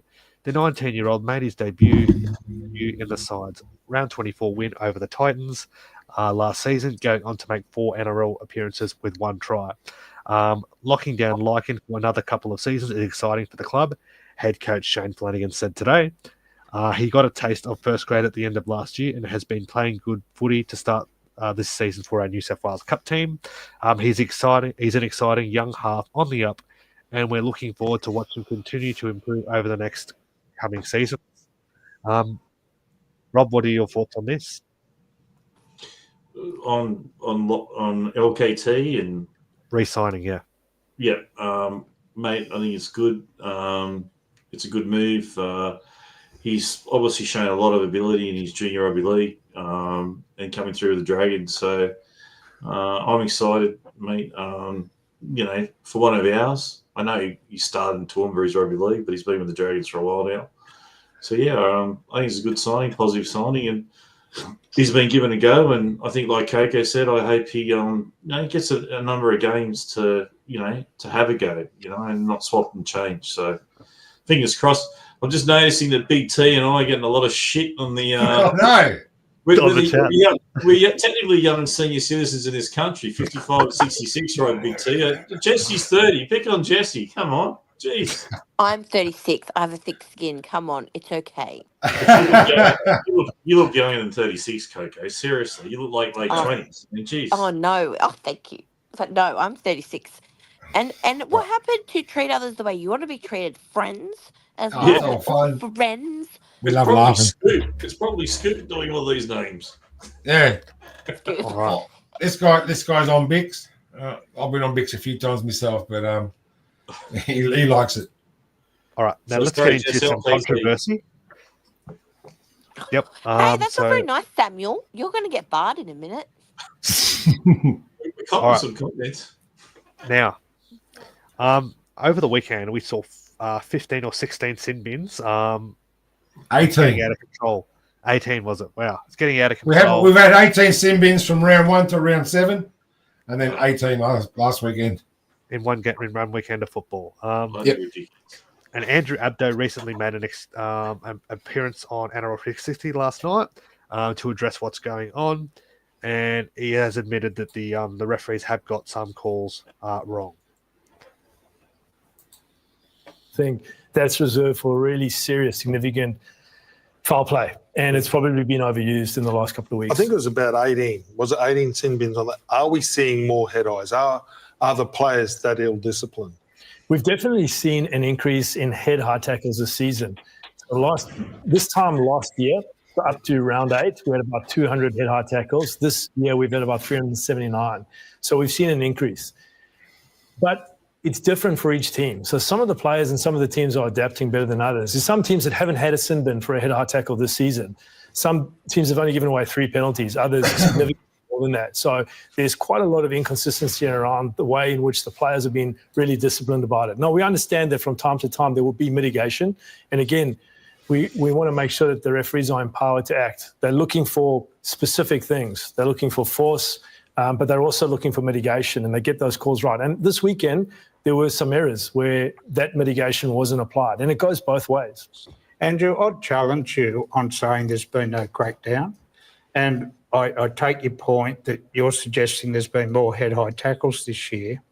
I think the footy's very similar to what it was last year. And the bottom line is, and the statistics don't lie here, sin bins are up 140%. Reports are up 75%. And I hope you do understand, and look, I can totally understand you coming in here defending the people who work for you, but there is massive fan outrage out there about the officiating in the game around the sin binnings, and people think it is a crackdown. Yeah, well, as I referred to earlier, Buzz, this is not about me being defensive or coming here saying there's nothing to see. We're taking accountability. I understand you. Yeah, taking accountability for that. But coming back to your stats, but what I'm saying is there's over a 90% increase in the number of high tackles. And we're seeing a lot of inconsistency between the clubs as well, which means that I honestly believe there's a collective effort that's required here. And the accountability does sit with the game. It does sit with the officials too.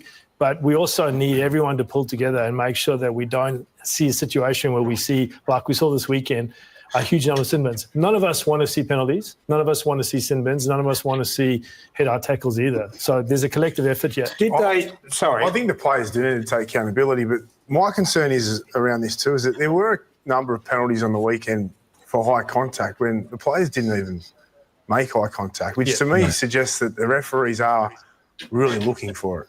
They're looking to blow the penalties for high contact. When, as I said, there was at least 2 or 3 where there really wasn't much at all, if any. Yeah, I'm not going to disagree with you. I've already said that I think there were a number of errors in applying the decision tree for what constitutes a sin bin, even potentially what constitutes a penalty.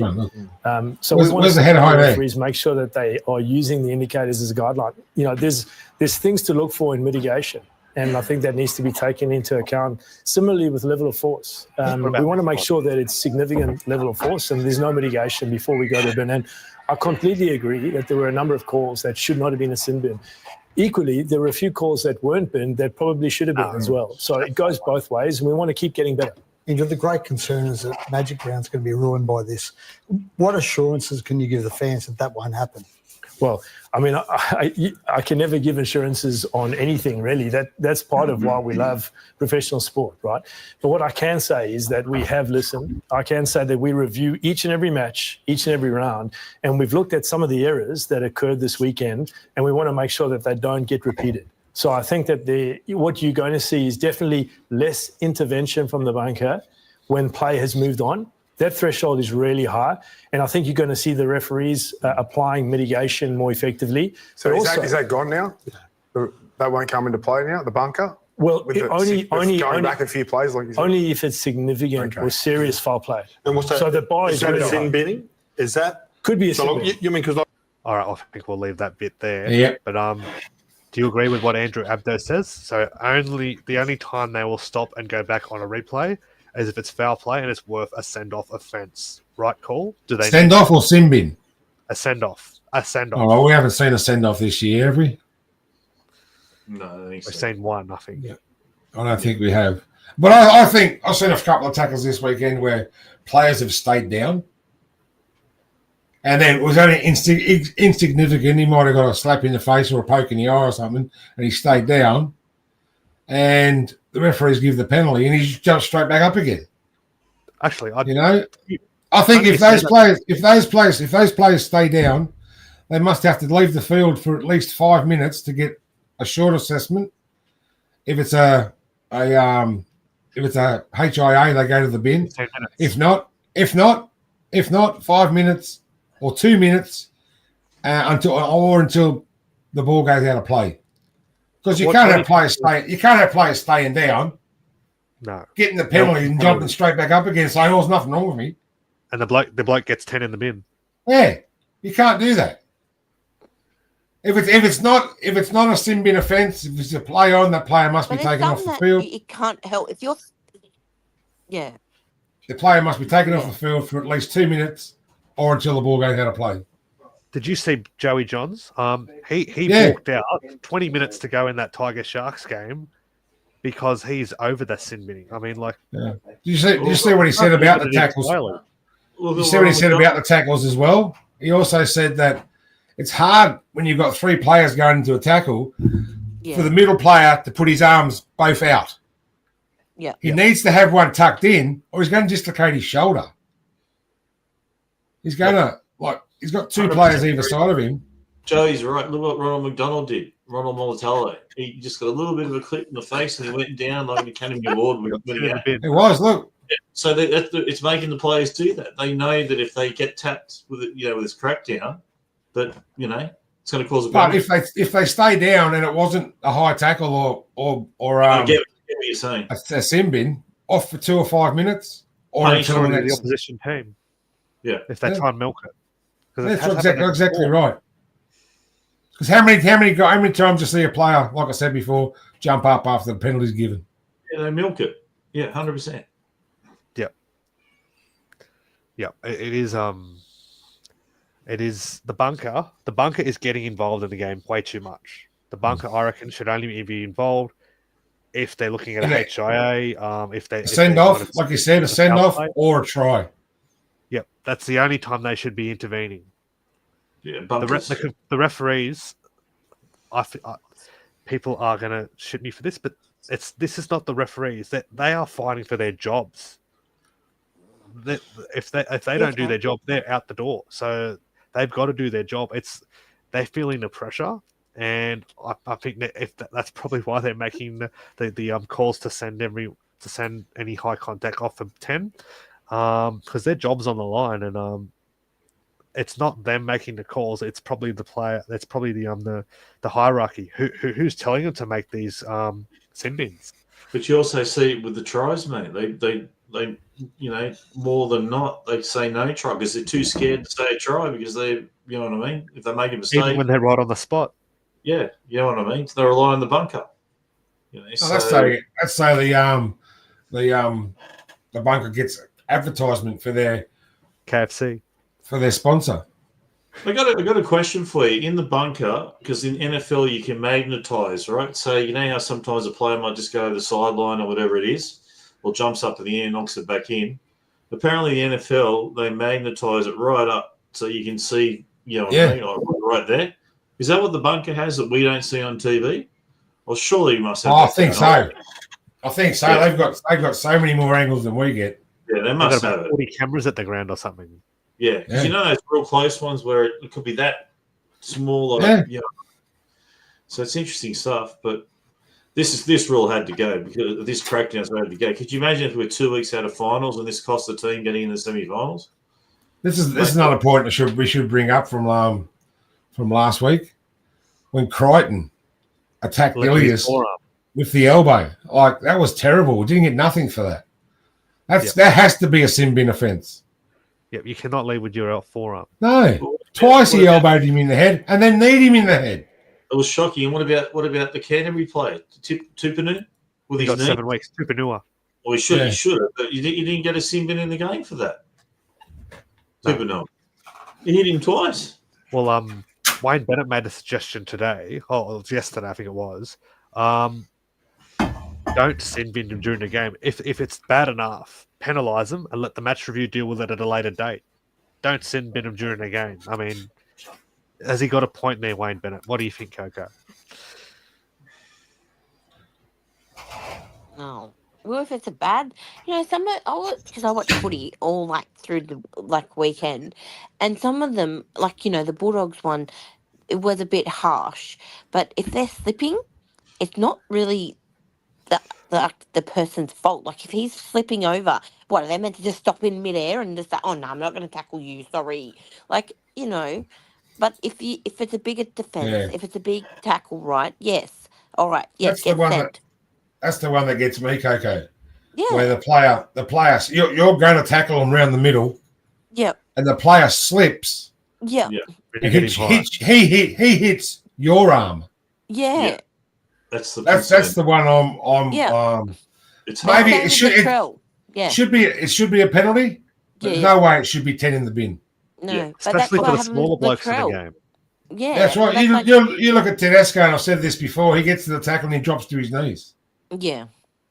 But even Every tackle, he gets to the tackle and drops to his knees. we might have pouring rain this weekend. The conditions might be terrible. You know what I mean? Players are slipping everywhere. Exactly right. Yeah, gonna happen. exactly. You know, so Exactly it's right. hard. Well, Suncorp's copped a lot of rain. Like you saw that Broncos Bulldogs game last week. That was torrential rain they played in. And then they said they've had Queensland Reds played the night after that, and then they had the soccer on after as well, which leads into our next question, our next topic. So there'll be 4 days of football coming up at Suncorp, starting with Thursday night with the Women's Origin. Then we've got 2 games on Friday, 3 on Saturday, and 3 on Sunday. So there's rain predicted on Thursday, Saturday, and Sunday. None predicted for Friday. Now, I was listening to. I don't know if you. I know you listen to SEN a little bit, Rob. But Rocky and Andy are actually talking to the ground manager at Suncorp today. They're talking about how the ground will hold up with 4 days of football coming up. So he did mention that they do keep the turf. Actually, it's 14 meters or something. It weighs a ton. The line of grass they put in. They keep it on a farm like an hour out of Brisbane, they said. And when there's no events there, like even when they have concerts in the off season, they have other sporting events there. They have this thing called a grow light, which keeps the light on the grass when there's nothing happening at Suncorp. So just to keep the grass growing, and it is not the tiffy, not the that synthetic grass, or it's not that sort of grass where you can go down to Bunnings and say, "Oh, I'm getting a roll of grass." But with the rain, it may come into play yet. But 4 days of rugby league at Suncorp. How do you think the ground will hold up? Well, I mean, I listened to it. It was quite incredible technology. Obviously, the grass is matured right up till it's going to be laid. That it's almost matured, to the point that it's sown. You know what I mean? So they're putting it down. It's sown. You know what I mean? You can run on and all that. But I don't know. I still question with all that action on the field, and if we're going to get pouring rain as well too, it's just going to get torn up, isn't it, man? I mean, at the end of the day, it's not synthetic or something like that where not necessarily going to get torn up. So as good as, and I believe this guy, this curator that looks after this field is meant to be the best of the best, but I don't know. I don't see how it's not going to get torn up, mate, if the weather is the way the weather's going to be. Eventually, you know what I mean?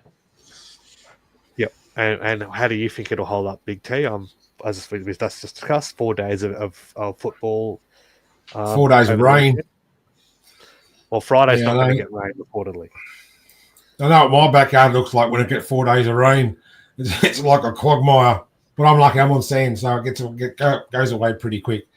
But, maybe the car park might be underwater. I'm not sure, but because there's a car park under Suncorp. But it's a very well looked after ground. It's always a fast track. Oh, it is very well looked after ground. One end of the ground doesn't get sun, so he said from April to August, I think he said. Yeah. The That's northern crazy. end of the ground. Yeah. So that might be a bit slippery down there. Different grass. I'm not sure how it'll hold up. But I'm sure they've done the calculations and it's gonna hold up by Sunday night. But he has every confidence that it'll be ready to go come Women's Origin kickoff on Thursday night. Fine. That'll be a good game too. I like that game. Excited for that. Which leads us to at that time of the night, tips. So we'll start with I don't quite go into it a little bit more, but we'll start with Women's Origin tips. There's only 4 of us on tonight, so we'll go to everyone. Coco, New South Wales, Queensland, who wins the first Women's State of Origin? Oh, New South Wales. Fuck Queensland. Fuck them all. Nice. No, when it's Origin, I'm like, fuck Queensland. They get away with jack shit, Nice. everything. They steal Nice. New South Welshman Mm. players. They just think everywhere. No, go fuck yourself. That's all I'm hearing. That's all I'm hearing at the moment. That's all I'm hearing. Don't give a shit. Don't care. Fuck Queensland. You know mine. I reckon Queensland by 14. Who's going to score for Queensland? Good on you. Thanks for laughing. Jesus, that's I think Jasmine Peters might get over for one. She's a pretty classy player. Where's she from? North Queensland, isn't she?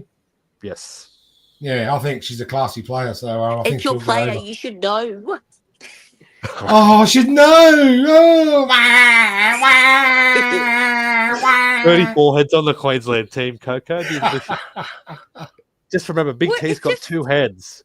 I know, right? No, but Yeah, I'm hiding one. It's under here.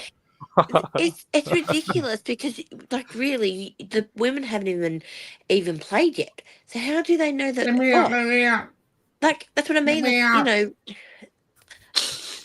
it's just think. Oh, shut up, you. Oh, shut up. Yeah, this But is, how do you? this is a mate of mine. This is a mate of mine. He's a Bulldog supporter. So you can't take anything he says for granted. Like, you can take it for granted. He's a piece of salt. Hey, Steve-O. Pinch of salt we got, Blues by- Steve, mates. Yeah, blue by I'd 8. love to see that. Good bloke, Steve-O. Good bloke. Oh, We call him Scooby. Scooby-Doo. All right. Where So who's going are to score you? for the Blues, Coco? And are they going to Oh, win? Yeah, I think it's going to be by 4. Because I think it was very close last year, so I think it's going to be close. It's going to still be close. Yeah, I think they need to watch out. Is Big and Shaw playing? Who? Big and Shaw. Is it Big and Shaw from the Queensland Briginshaw. side? Ali Briginshaw. Yeah, she's very. She's getting a bit of age on her now, though. So 30, she's Yeah. 36. 36. Oh, Well, yeah, yeah. it's good on her. You Well, how go, old was Steph Hancock? 42, wasn't she? Yeah. And Kezzy Epps 42. recently signed a contract today. She's signed with the 42, Tigers wow, until 2029. Who did? Wow. Kezzy Epps, Whew. What did that make her in 29? 38. Wow. Wow. I think the girls can play for longer. I know there's big hits in that game.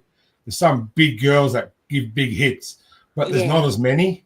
Yeah, that girl from Broncos, she's big. She's got that hard hitter, you know. Oh, Keely Yeah. Joseph. Yeah, I No, don't know I the think name. you're talking. I like the Roosters girl. She's a big girl. Oh, is she like a I'm gonna 12? say New South Wales because I'm like Big T. Well, anyway, let's carry on. We're talking shit all night. Right.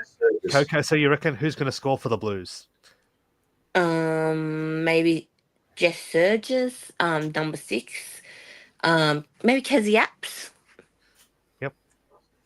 And That'll be good. Please, and note the halfback for New South Wales is actually her sister's actually playing for us this year. Oh, lovely. So you know that girl that was Dally M winner of the year? Is she playing in any? She's like, for the Queensland? Blues. That's Olivia Koenig. Oh, lovely. She's actually playing this time. I just thought it was odd that she didn't get picked. No, she was left out of the Australian team at the end of last year. Yeah. Oh, But she that's went just to odd. Vegas. That's just odd to me. That's like if I That's won not the smart. golden guitar and I didn't Right. get to play the golden guitar. Sorry. Anyway, next. All right, so we're all going New South Wales except Big T as always, but we can't help it. We can't help that. We can't all be the same. We can't all be the same. But the NRL games will kick off on Friday night, the early game at 6. I don't do this till Thursday. All right, I've got to think now. Oh my god. So it'll be the Sharks and the Eels to kick it off. Oh. The Sharks, they do have one change. Kale Aero returns from injury. He comes straight back into the centres, which sees Mawini Hiroti drop out. He also picked up an injury in this game, and Braden Hamlin-Uele actually returns from injury as well. Mm. And Billy Burns retained his spot. Teague Wilton's still out injured. For Parramatta, Charlie Geimer is onto an edge. That's their only change from their win over the Tigers on Easter Monday. Rob, the Sharks, they've gone into a bit of a hole at the moment. Eels, Mitchell Moses, big difference. Do the Eels go back to back here? I think the Sharks this time. I think they'll come back. They're meant to be up there, definitely in the top 8, let alone a top 4. So I think this will be the game that they'll win. You know what I mean? To start winning again. Big T. I can see the Eels starting to climb now with Moses back, Brown at 5'8", and then they've got I think he's a great player, Walker coming on from the bench. So I think the Warriors are going to miss him, but with those 3 players running the show, I think Parramatta are going to start winning. Coco, who do you like, the Sharks or the Eels? Oh, is good old our old mate coming back, or has he still got a sore foot? He's out. He's back. Who? Lomax. Voldemort. Lomax. Voldemort. Yeah, don't worry about him. I don't know. Oh, I think I might have to go Sharks, maybe. Oh, it's so bloody hard. Sharks not going well. Eels aren't going well. I'll just go Sharkies. Just go Sharks. Ooh. That's right. it. The other game on Friday, it's the Arthur Beetson Cup. It's the Roosters and the Dolphins. The Roosters haven't named an unchanged lineup from their win over us on Anzac Day. The Dolphins, they do welcome back Jeremy Marshall-King from a leg laceration. Felice Kusi also returns from concussion a couple of weeks ago. And Kurt Donahue returns on the bench. And ex-Dragon, Josh Kerr, he's been looking good recent weeks. They call him the Microwave Man now. Tell us why. Apparently, they put a microwave him to make him a bigger man. Okay. They wanted him to play basketball when he was young, but he's old man. But he said, "No, I want to play football. Basketball's not my thing." He's got the frame to play basketball. I thought that's very interesting.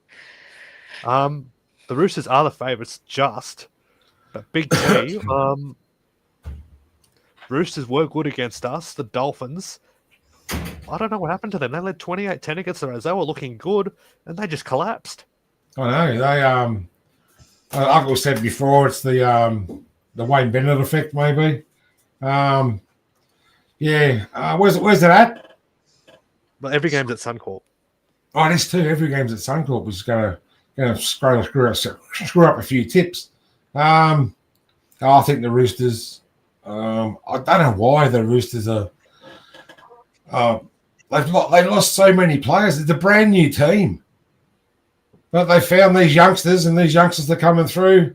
Billy Smith's hitting his straps. I think the Roosters will beat the Dolphins up at Suncorp. Rob? I think Dolphins, actually, because I think the couple of games before that they won. And Jeremy King coming back, Busey, and the crowd as well, too, I think will be behind them. It's always upsets, I don't know, lately in the last X amount of weeks as we've seen. So I think maybe the Dolphins can do it because I hate the Roosters and I hate the Roosters being the Dragons on Anzac Day. So I'll go the Dolphins. Coco, Roosters or the Finns? I just go the Roosters. The Hammer. That's it. Next. All right. Come on, guys! Throw your tips in the in the chat. Only Tuesday. I have to wait till like Thursday. I do the. So the Saturday game, the first game on Saturday, is a triple header. The Rabbitohs against the Knights. The Rabbitohs, Latrell Mitchell's out suspended. I honestly don't know why. There was nothing in that tackle. So Jai Gray will move back from 5'8". Ewan Aitken shifts from the back row to the centres. Jack Whiten will move to 5. He's the new captain. Bud Sullivan is the halfback there. Tallis Duncan will start in the back row. With Ewan Aitken shifting out to the centres. Liam LeBlanc comes onto the bench for the Rabbitohs. How you doing? Fletcher Myers for the Knights. Now they do welcome back Jacob Saifiti, and they also welcome back Adam Elliott on the bench, which sees Tyrone Thompson drop out of the 17, as well as Thomas Cant. It's really hard to this one. The Rabbitohs, they showed some signs against the Melbourne Storm on Anzac Day. The Knights still struggling. They were never Diabolical. They are awful at the moment. I'm going to have to go with the Rabbitohs. The way the Knights just can't get a point at the moment. They're struggling. Well, they scored 16 last week, didn't they? Oh no, 12. They got 12. 12, yeah. But they've only scored like 22 points over the last 5 weeks. Yeah, one of their You can't go the Knights, I don't think. One of their tries was a kick that hit one of the Dolphins players and went over the line, and Newcastle guy dived on it. Yeah. So you're going Souths, Big T? It's one of those games where I don't really care, but I'd like to see the Knights win, so they don't go up above the Dragons. But yeah, I can't see the Knights picking up too many points against Souths. Coco? I love watching that goes camera. It just goes all over the place. It just goes crazy. Well, 1980s disco. I think I'm on those bigs we were talking about before. I'm like, that's the only light I can get, and I'm in bed, and then like, Ooh, we're all in bed with Coco. Yeah. Oh, calm down. It's a pretty big king-size bed here. Yeah. I do. All right, next. Actually. What's next? So you going the Rabbitohs? What's the next game, Jess? Yes, I'm going the Rabbitohs. Rabbitohs. All right, the next game is at 5:30 on Saturday. It is the Warriors and the Cowboys. The Warriors, Tamari Martin comes in on the bench, which sees, that's the only change the Warriors have made. The Cowboys are unchanged from their big win over the Titans. Both teams in good form. Coco, what do you like in this one? The Warriors or the Cowboys? I'm going the Waz. Up the Waz. Up the Waz. Yeah, up the Waz. Big T? Yeah, Warriors are flying high at the moment. I think they run second or third. Yeah, I'm going to go the Waz. Waz as well too. They get some good support, don't they? In Queensland and Brisbane. Yeah, they got a lot of supporters up there. I think the Waz. The drums will be blaring. It'll be a close one. Yeah. Sunday, the first game on Sunday is the Titans and the Bulldogs. Now the Titans, they do welcome back Cleese Haas and Big T, little Fastu Amalawi's back. No, Isaac's in. Isaac's back. Yep. I think they won last time with Isaac in the side. Josiah Papalou also comes in. I just can't get hold of the Titans, mate. They're more inconsistent than we are. They've got a great side. They're missing Kinney, and they're missing Foran as well. But I don't think AJ is a great player. AJ's a great player, but I think he's a fullback or a centre or something. I just can't get behind the Titans. The Bulldogs have made some changes, some forced changes. I don't like the Bulldogs. I'm waiting for the Bulldogs bubble to burst. Tupanua suspended. It already happened. That was a bad loss last week. Yeah, did it burst last week? Yep. And then they've got Bailey 3 players Hayward. sent. So Bailey Hayward's been named at 5'8". Daniel Saluka-Fafita comes in for suspended Josh Curran. And Curtis Morin and Blake Taft come onto the bench for the Bulldogs. So you think the Bulldogs will win this one then, Big T? Yeah, you have to. They're the star side of the competition. Although last week they did get done, they got done really good. I like that game. I watched that game. Steve Mitson's still watching. Unlucky, mate. But yeah, I think I'm going to go the Drag. I'm going to go the Bulldogs. I'll go quickly. Yes, I agree with Big T. It kills me the times. I love watching them. They can score 2 tries in 5 minutes, but they can concede 2 tries in 5 minutes. So it kills you. Exactly right. I think they're below us in form. I mean, Doggies were due to lose a game, right? Their first game away from Sydney, all that sort of stuff. But bubble maybe, but I don't think the bubbles burst. But their defence has been pretty good. So I imagine they're going to come back better. And they've probably got the Titans at the right time. I just don't think the Titans are good enough. They're too inconsistent, like what Big D said. So I sadly have to say Bulldogs, because I love to say Titans just to get at Steve Alley, but anyway. I was just going to say, Scooby added one word too many in that. Take the it out, and that's 100%. All right, the next game on Sunday. You're going the Bulldogs too. Yep. It's an unanimous one there. Sunday, the 4:05 game. It's the replay of the 2023 Grand Final. The Panthers and the Broncos. Probably one of the most one of the most bizarre Grand Finals in recent times. The Panthers. I can't work. Are they done? There are no finals for them this year. There are some changes though. Actually, they aren't. Trent Toalau comes onto the bench for Brad Schneider, who drops out of the 17. For the Broncos, they do welcome back Jordan Ricky from an infection, which sees Tyson Smoothy drop to the extended bench. Worrying signs for the Panthers, Big T. Worrying. It is worrying signs for the Panthers. They've lost 6 games this year. In 2023, they only lost 6 games all season. And last year they lost 7 games all season, so they're in trouble up there, up at well, they're not at the foot of the mountain. They're at Parramatta Stadium. They haven't got a home ground this year, and I think that's a part of their problem. That's been a problem too. Yeah, they haven't got a home ground. But yeah, they've been terrible.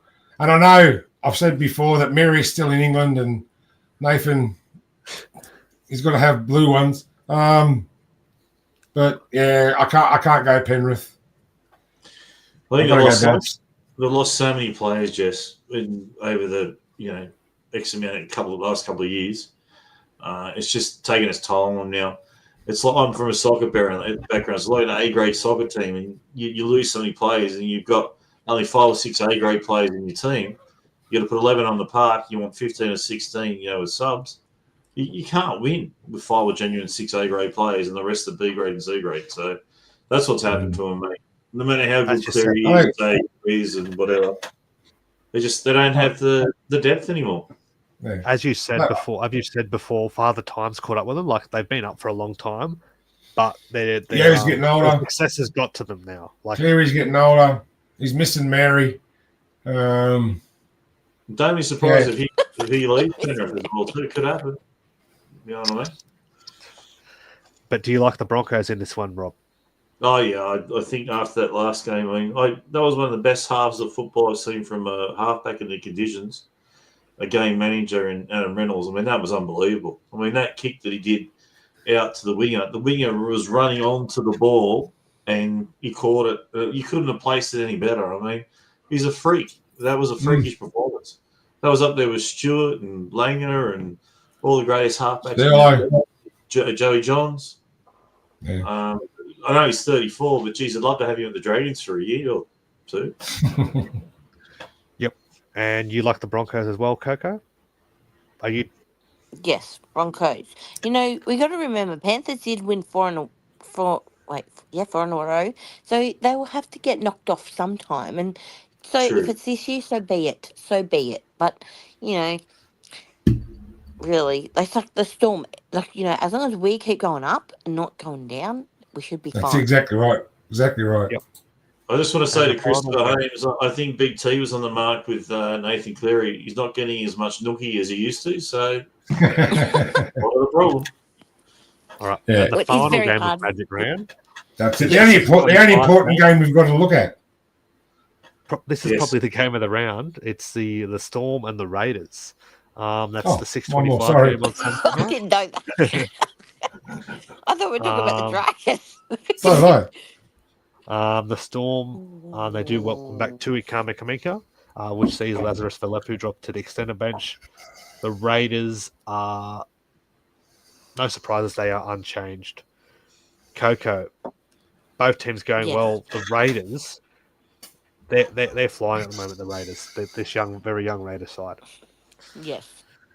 Oh, it's so hard because But you know what's interesting about this game is no matter whoever wins, the coaches will go to whoever's the winner's dressing room and sit down and have a beer. I think that's They're tremendous. good mates, Ricky and Bellamy. Yeah, Oh, yeah. I think that. Yeah, I think that's Play great. I together. think that. They play Yeah. together. So that's good camera, Coco. I know. Thank you, mate. I mean, just FYI, everyone. I'm in bed, so I move around. Okay. Hey, you're getting better comments than me. Jess, Really, don't worry. Jess, can I suggest next week a segment in bed with Coco? Hey, We'll work something out. please don't get Scoop to be involved with that segment. Scoop. Yeah. Oh, please don't. No. This No, will be a he'll good probably game, shut I think. up. He'll be like, shut up in your face. I'm like, shut As you up, said, you second fucking-" best game of the round.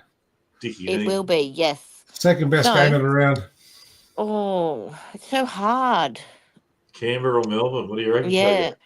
Yeah, and I can't. I need time. Is Wishard there? What about Yes. Coco's camera is on. Whoever wins this one goes second anyway. Yeah. Oh, I'll pick the Raiders, but That's because of your know. dad. yeah. If they win, it's happy life. If they don't win, oh god, we'll Yeah. be hearing. He's like the third coach. I'm like, oh. All right, Rob. Oh, look, How's it's that such pick a, this one? a real tough one for me because I rate Harry Grant. Obviously, him not being there is a big loss. And Canberra, the only thing I can say is that first half against the Dolphins was very, very patchy.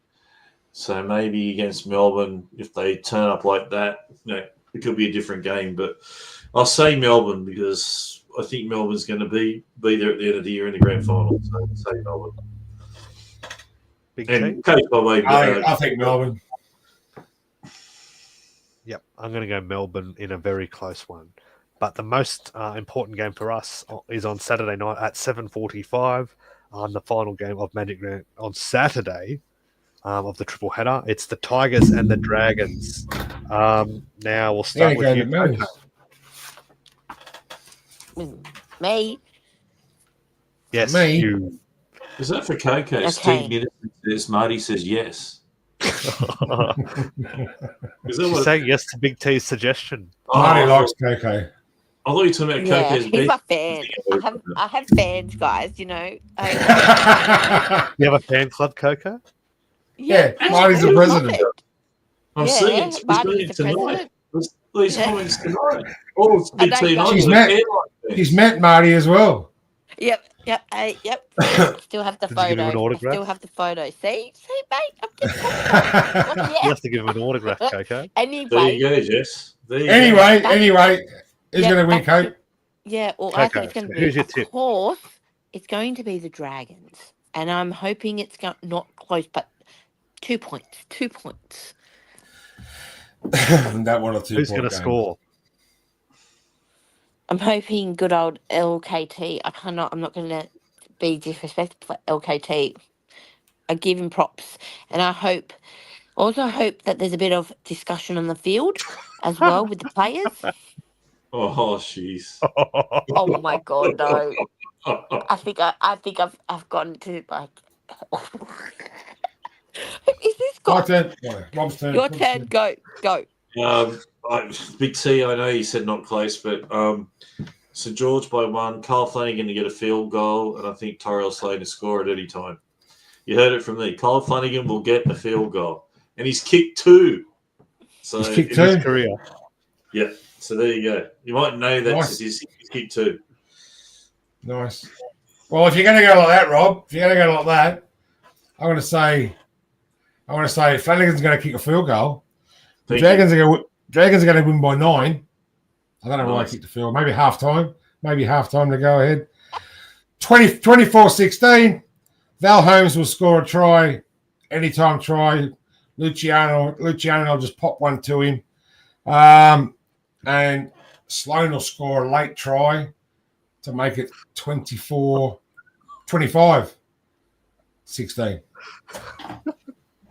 Oh my god. God help me. What do you reckon, Jess? I will go. This is a really tough one. We don't want it to go to Golden Point. We are hopeless at Golden Point. We don't want it to get to that far. I don't know what Epic Game was talking about there, but it's all over his screen.